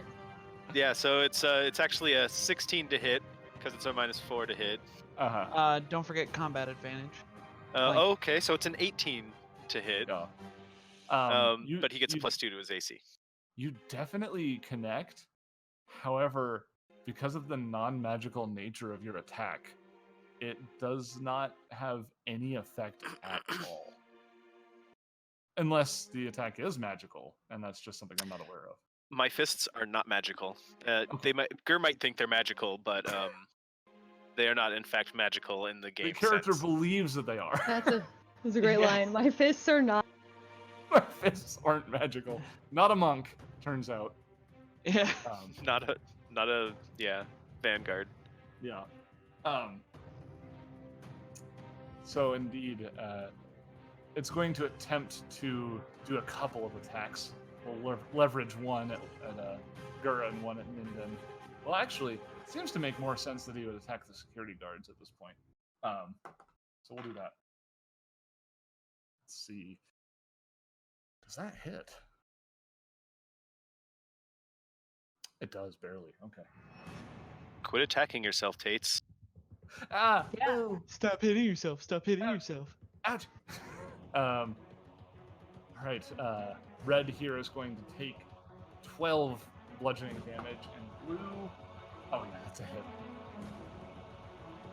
8 bludgeoning damage. So you see the guards are doing their best to hold off this beast, and it is sufficiently distracted. Ninden. Ninden's gonna take 2 punchy punches. Do it. Yeah. This is a full attack.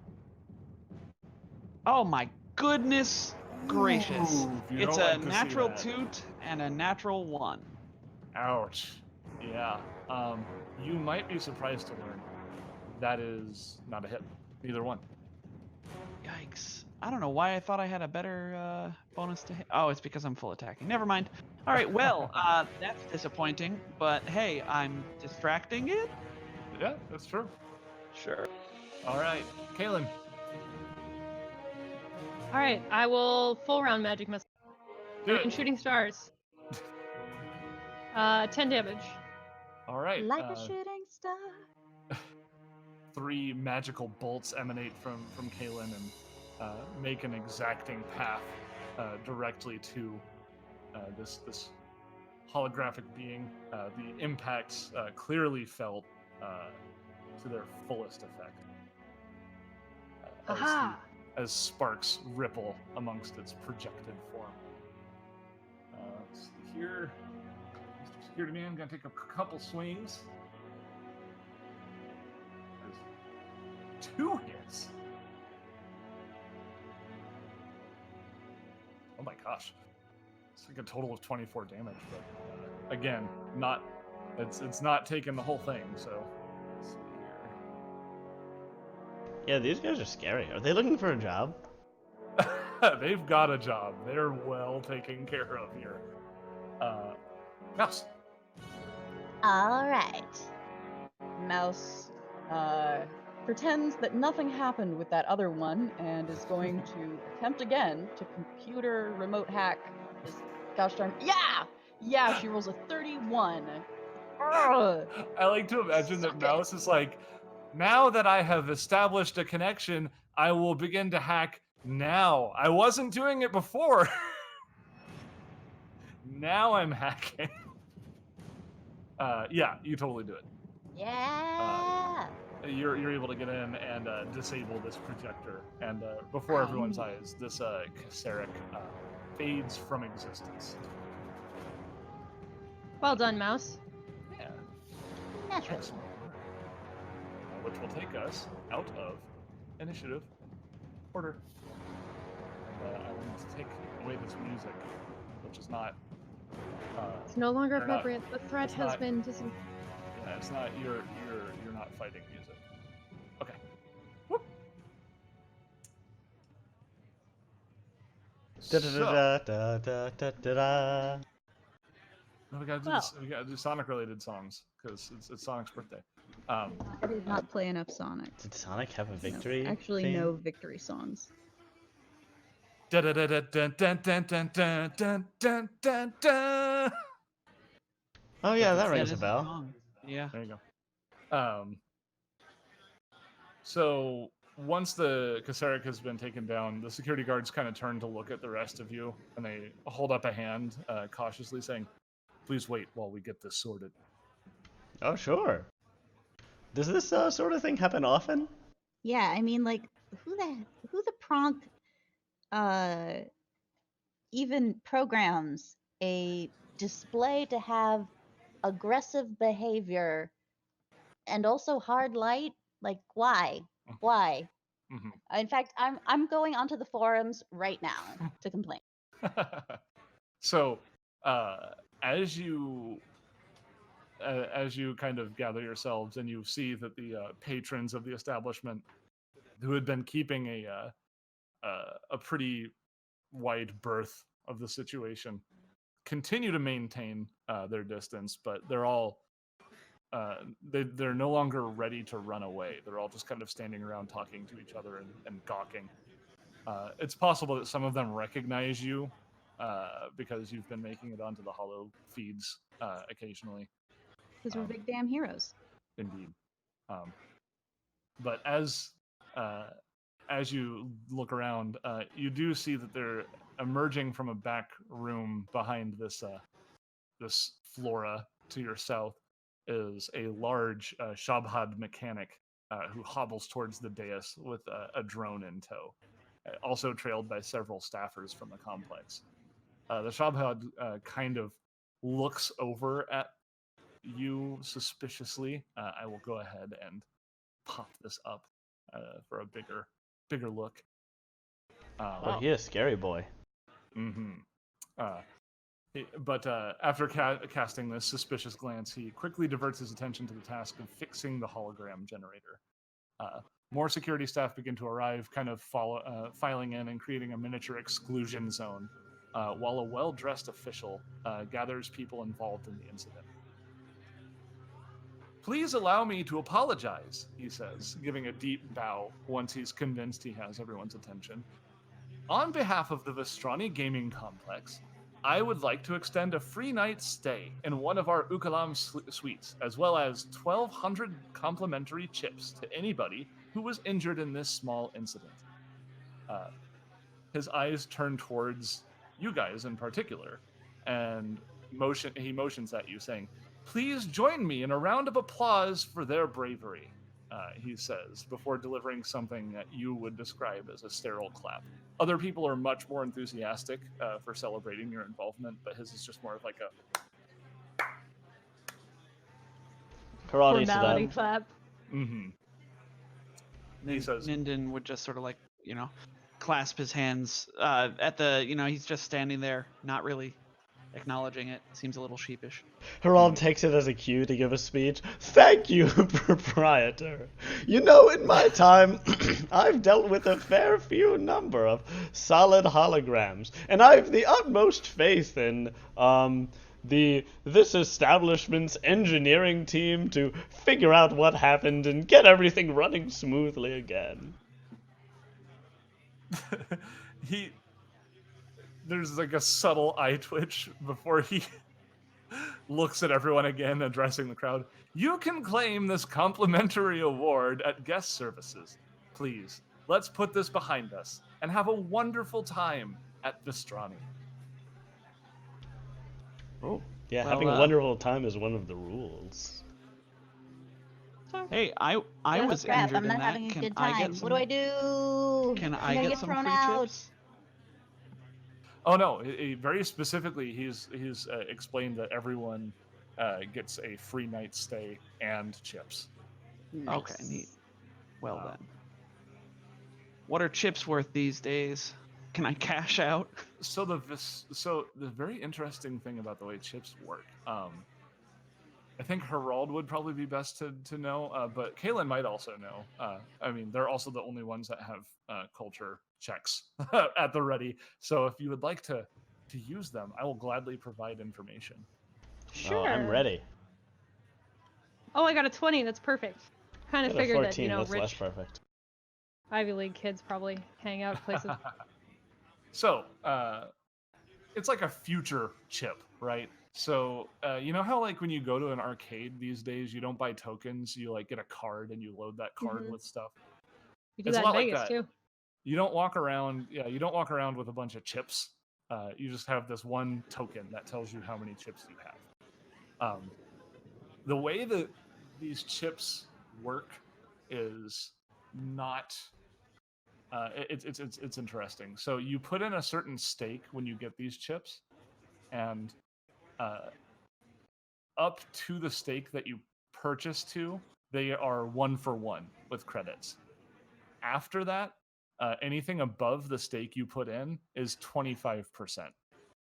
So if you buy 500 worth of chips and then you come back with 1,000, you'll get back your initial 500 and then 25% of the additional 500 as credits. Well, that's an interesting idea. That means that they can probably like tune the machines to give slightly positive expected value and still make a profit. Yeah, they're definitely not a poor establishment. Whatever arrangement they have designed, the house has been winning, it appears. Sure. That's an interesting thing. When you are offered these chips, the concierge behind the counter, I never know how to pronounce that word. Is it concierge or concierge? Is Concierge. it? Do you do the airs? Yes. Yeah, it's concierge. That seems really American, doesn't it? Like it seems like an American way to pronounce that word. Could be. I don't know. We'll have to Who ask Gordon. knows? We're all American. Indeed.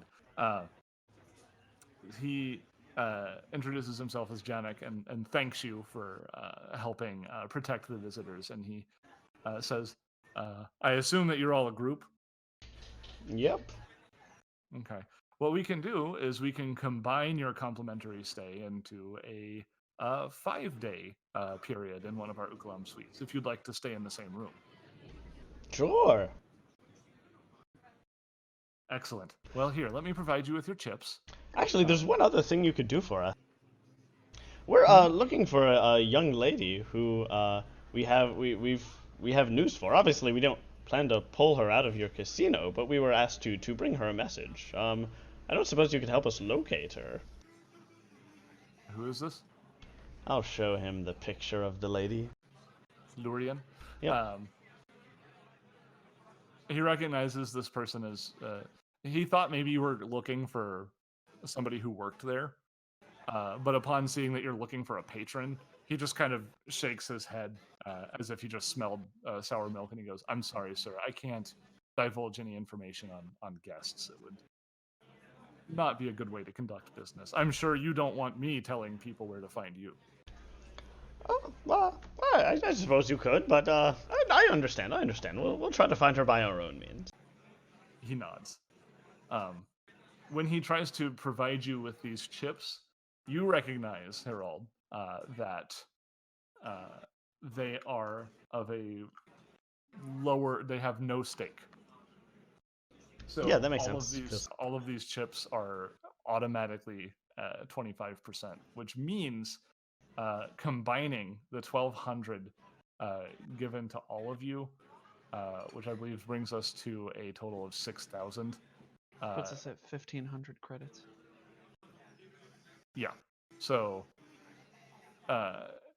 you may be of the opinion that that's a little on the low side for a group of people who just potentially saved some lives. Yeah, Hirrald does the shit for free. It's okay.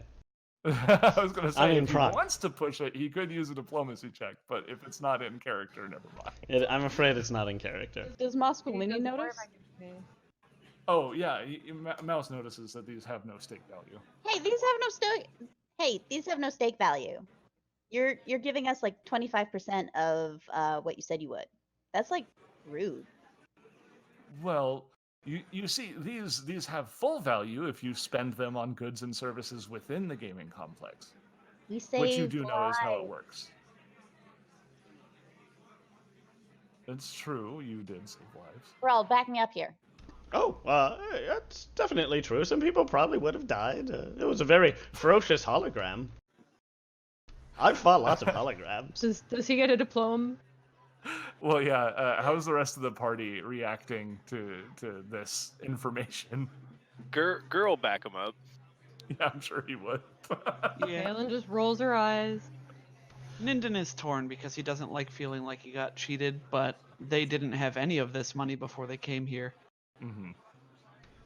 Hirrald doesn't view it as arguing for more money. He's just trying to back up Muscolini. Wow, that's a random critical intimidate check from Gur.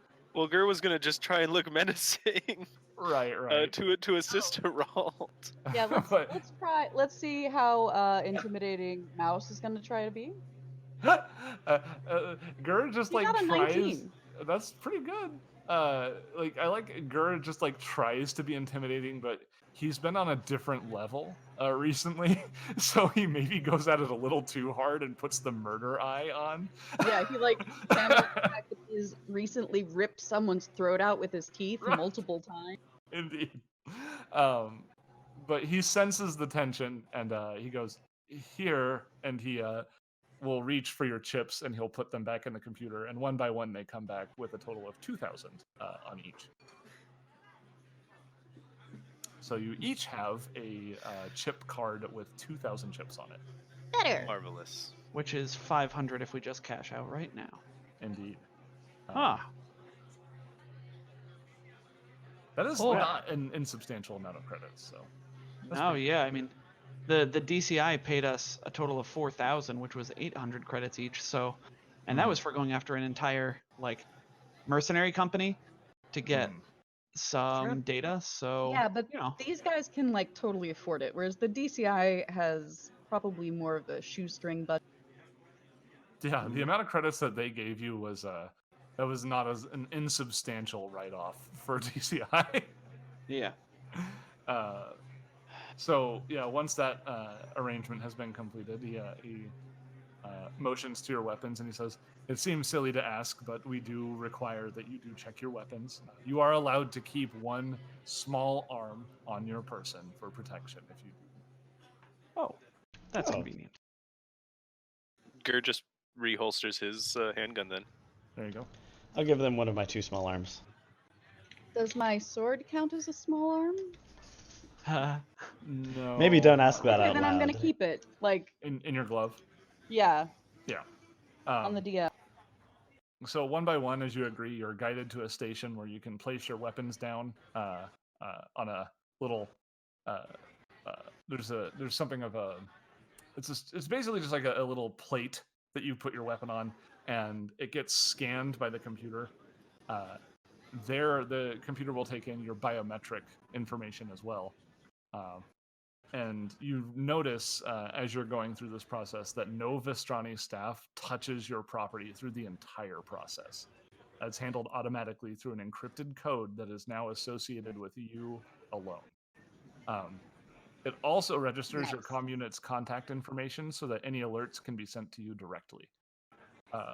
Once the process is finished and the weapons are picked up and neatly arranged by this device, they're filed away in complex, extremely sturdy-looking boxes that mechanically whir and vanish somewhere below ground level. Fancy space lockbox. Indeed. Once it's all said and done, Janix smiles to you and says, "I do hope you enjoy your time with us. Your comm unit should be able to guide you to your room." All right, thank you. He bows. I bow back deeper. He bows even deeper. I bow even Oh. deeper. Oh no. He squats and bows. I do 2 squats. Oh goodness, this is getting ridiculous. Thank you, sir, for your time.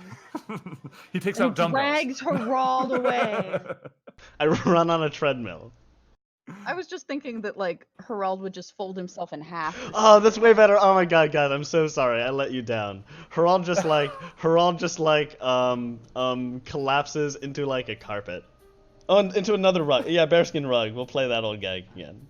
Can't get any lower than that, can you? He says. He turns and clenches his fist, defeated in the courtesy war. Next time. Weird flex, but okay, Hirrald. Yeah. I am the most courteous. So, you are guided by your comm unit to this area on the western side, A10, which appears to be kind of like where any of the long-term people staying here are filed to. Guides to the hotel. Signage indicates such. As you enter the elevator, you see that they are round in design, and when you are inside, you are actually surrounded on all sides by a video of a Castrovillian jungle. The screen has no bezel, even on the door, so once it shuts, you are almost completely surrounded by this visual, with no ability to see the outside world, with the exception of the floor beneath your feet. So you're basically standing on a disc in the middle of the jungle, on the ground level of the jungle. Well, I'm creeped out. Yeah, that's pretty cool. There is a discrete touchpad indicated by just a floating set of numbers on the video that you can use to put in the number of the floor that you need to reach. As you do so, and the elevator begins to ascend, the video surrounding you reflects the motion, as though you are rising up through the jungle until you pass up over the canopy of trees and gaze out across the treetops and into the sky. There's a subtle ding, and then the door opens, creating a hole in this pocket reality that you just took a ride in, and allowing you to enter the hotel. Man, these folks are really quite extra, aren't they? So extra. Also, this feels like a little bit of a detour. But I do want to see the room, so Yeah, I mean, scamper out of I the thought we were elevator. just going to the room to check it out, but we're not really gonna stay here a whole week, are we? I hope Well, not. the thing is that you don't know where Lurian is, and you don't know how long it's going to take to find her. So having a close-by base of operations might not be a bad thing. And there's a OMG, map is that for it, bad? so apparently You notice, we have a however, jacuzzi. I have not put in walls to obscure your vision, so you can't. You're right, you're right. You can. expect that there is no combat to be had here. At least no exploration. This massive suite that once you enter your room is more akin to a luxurious like New York apartment. As you enter, all along the eastern wall is a forward-leaning window that overlooks the casino below. If you test it, the window appears to be made of a thick, transparent composite, as strong as metal. The room itself is not satisfied with having carpet. No. Instead, this soft, mossy substrate that one can find in high society areas of the Castrovellian cities greets your feet. It is damp enough to be alive and healthy without soaking your feet or even getting your feet wet. Towards the northern end of the suite is a very large chase lounge for entertaining a sizable group. Before it is a table with a large gift basket filled with wines and confectionery goods. Beyond that, to the north, you see a dining area and a lounge and a lowered section. Several view screens made to appear as windows looking out over a Castrovellian landscape. On the table here is a further complimentary food and beverage.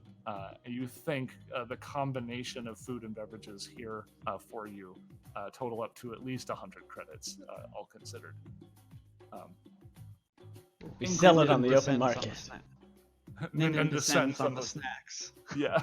He's just Oh, kind of like, heck wow, yeah, nice place. snacks. He's just kind of like casually shoving food into his snout while he looks around. Oh, yes. This grass is really nice on my feet.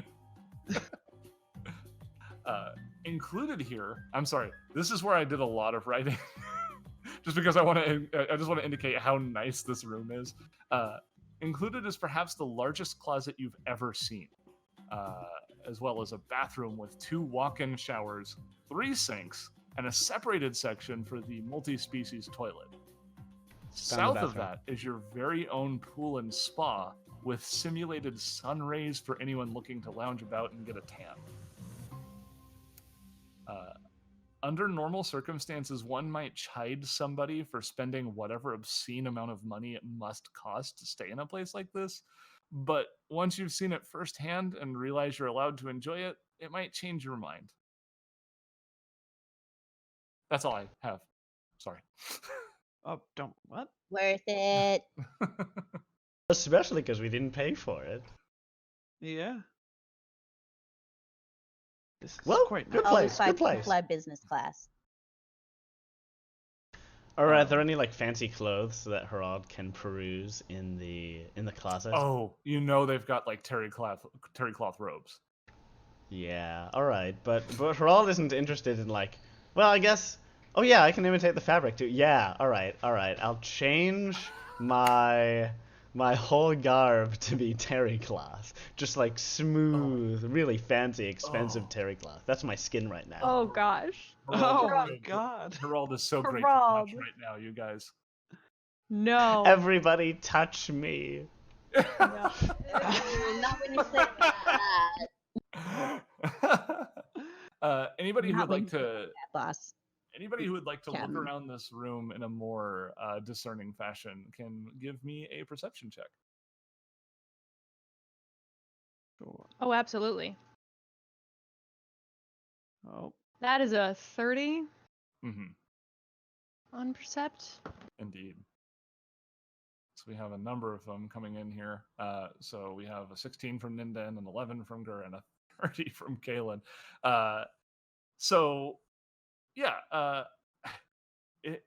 Allow me to know if I understand Kailan correctly. She strikes me as something of a neat freak. Maybe. Or am I wrong? No, she's just muted. Oh, she's muted. Ah, crud, I'm mute. Yeah, sorry. Yeah, probably a bit. I mean, she grew up with maids, and Right. so. The work here is pretty impeccable. You can't even imagine what kind of special training you would need to go through to know how to clean a moss substrate floor. But they've done a pretty good job. There's almost no evidence that somebody was here prior to you being here, with one exception. You look underneath the table in front of the Chase Lounge, this one here, and you happen to notice that there is a Corona laser pistol taped to the underside of the table with a fully charged battery in it. Kailan will pull it out. Well, there's a someone gun. was expecting trouble. But who? I mean, like, wasn't this room like just done up for anybody? Shrugs, checks the battery. I mean, probably. Maid service must have missed it. Here, Ninden, put it in the bag. So who had this room before us? Mouse begins to think about how she might hack the system in order to find out. Oh, actually, if you can hack the system, that'd be great. We also need to find someone. That's even more important than figuring out who had the room before us. Mm-hmm. Yeah, go ahead and give me a computer's check, Mouse.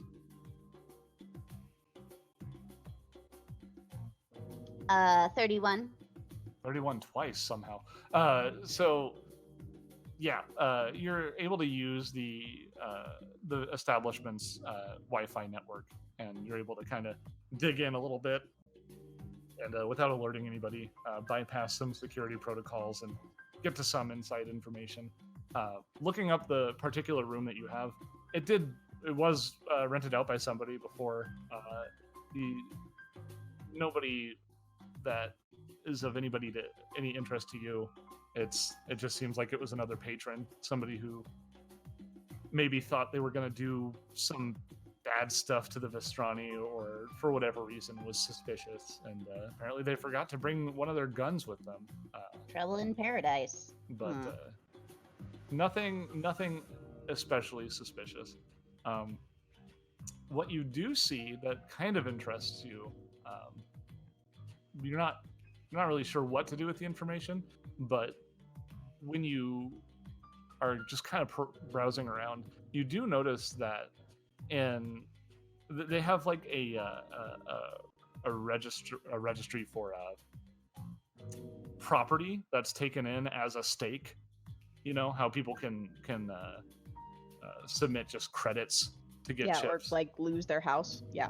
Other people put up things like a house to obtain chips instead. And you do notice that there are at least a couple vehicles that have recently been acquired by them Oh, for a chip no. value. Sons of... God damn it. Who put that up? Like, can I find out who placed those stakes?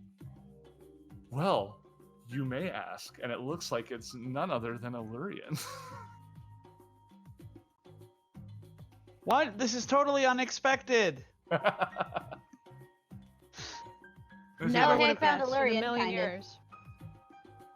Let's see, Illurian. What is her last name? Does her last name exist? Illurian, where are you? Sounds like a Tolkien elfin name. Lurian Lurian Straza. Straza. Indeed. So yes, you see that a ship was put up for an amount of chips by Lurian Straza for 75,000 chips. Oh my god. Well, we have 10,000. Math is hard. Okay. So, do you share this information with us? Oh yeah, no, you couldn't shut her up about it. Okay. So we're gonna go gamble. So we need to. Well, Gambling on is the not one hand, necessarily. this is really, really bad because we need that ship. On the other hand, this could be a good way for us to get a hold of that ship and own it ourselves if we have a plan to make a whole lot of chips. Yeah, we don't really. True. Well, we should probably still have her on our good. We should probably still be on her good side, since she probably knows that ship better than anyone else. True. And she can probably help us get the chips. Yeah, that slug guy did say that the ship was more hers than anyone else's. Well, from what I'm hearing, it sounds like she's not very good at acquiring chips. Or you mean maintain? It sounds like, retaining. She's good at losing them. yeah, Well, but she's got a reason to let and then be in our debt. we should. Who knows? Indeed. Perhaps she didn't lose all of those chips.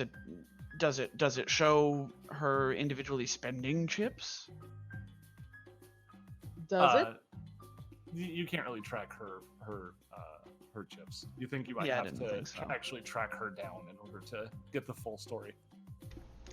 Well, why don't we report in on DCI with this? DCI does have a budget for, buying the services of the artifact divers, and I'm sure that should be able to cover at least some of the price of the vessel. It would have been nice to rent and not buy, though. I think with that, considering what I have left planned, we should probably call it here, because the rest of this is pretty involved. But I think that's a good stopping point. I think so too. Yeah, Good the place episode to- ends on Hirrald saying, "It would have been nice to have been able to rent and not buy, though." Indeed, it would have been nice. And actually, the song ended right at that moment. So hey, there you go. The stars are aligning. It was meant to be. It was meant to be. So yeah, there you go, guys. You Good made stuff, it to Seth. the casino, Yes. and you've already sussed out the main conceit of this part of this adventure. It wasn't Yeah. obvious at all. I mean, No. I was frankly pretty curious. I was thinking, oh, maybe she cheated somehow, and we'll have to break her out of casino prison. Sure, Yeah, casino Or- there drill. were a few ways it could have gone, but this Yeah. one seems most likely. Yeah. Yeah, and this will be fun. Yeah. Yeah. I hope to make it such. But yeah, thank you all for joining me. I hope you had a good time. There are a couple points of order to attend to at the post episode talky bit. I don't know if you guys heard. I do know that you guys have heard because you were involved in the conversation. But barring any kind of issues that might come up, next week, following our episode, we will have a special guest. Yeah, we will. Who's the special Oh, guest? Who's the yeah. special guest? The guest is none other than Crystal Fraser, who wrote Soldiers of Brass, the book that we just finished before starting this one. So heckin' cool. Oh, yeah. Mhm. Also, that's a Um, great title. Why did I not know that title when we were playing the book? Because I haven't said it, which I will go ahead and tell you that the title of this book is Sun Divers. Oh, really? Oh, Well, Okay. that makes sense. Little- I wonder what we're doing. yeah. Which Um, might tell you why maybe I don't give you the names of the books. But Yeah. Yeah. What was Uh, the name of the first book? Sorry to derail this, but Firestarters, I want to say. okay. Yeah, again. Makes sense. Anyway, so Crystal Fraser. Yes, indeed. Sounds that she is interested in availing herself to us so that we may bombard her with questions. So cool. I have- We do need to work out the format and that sort of thing, but it should be interesting, and I hope It'll be a cool show. I think so. And if our audience has questions they want to ask Crystal Fraser, hit us up on Discord, on Twitter, wherever, and let us know what you want to know. Absolutely. Because if, we can't know what you want to know unless you let us know, you know?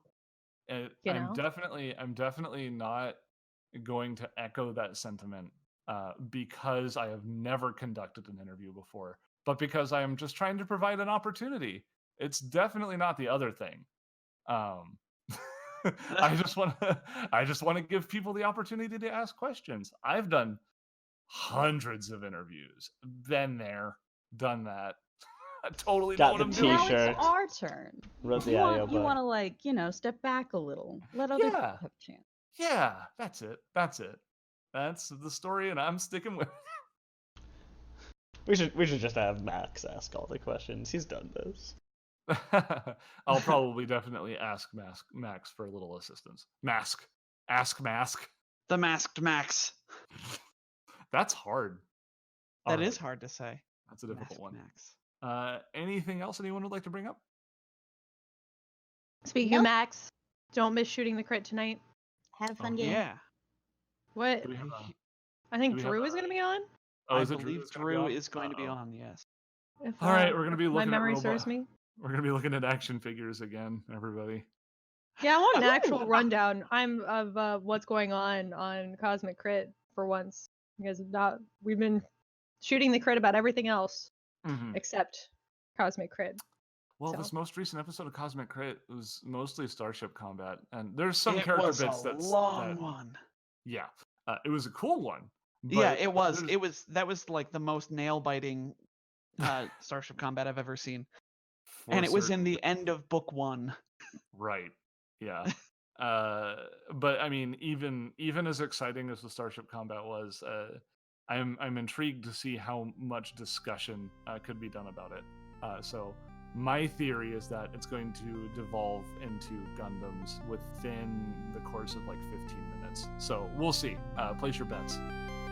I was just gonna say. I'll take 30 minutes. I'll bet on 30 minutes. Okay, got it. Well, I think that's all I have for y'all. So I guess we'll be back here, same time, same place next week. So yeah, take care of yourselves, everyone, and happy birthday, Sonic. Bye.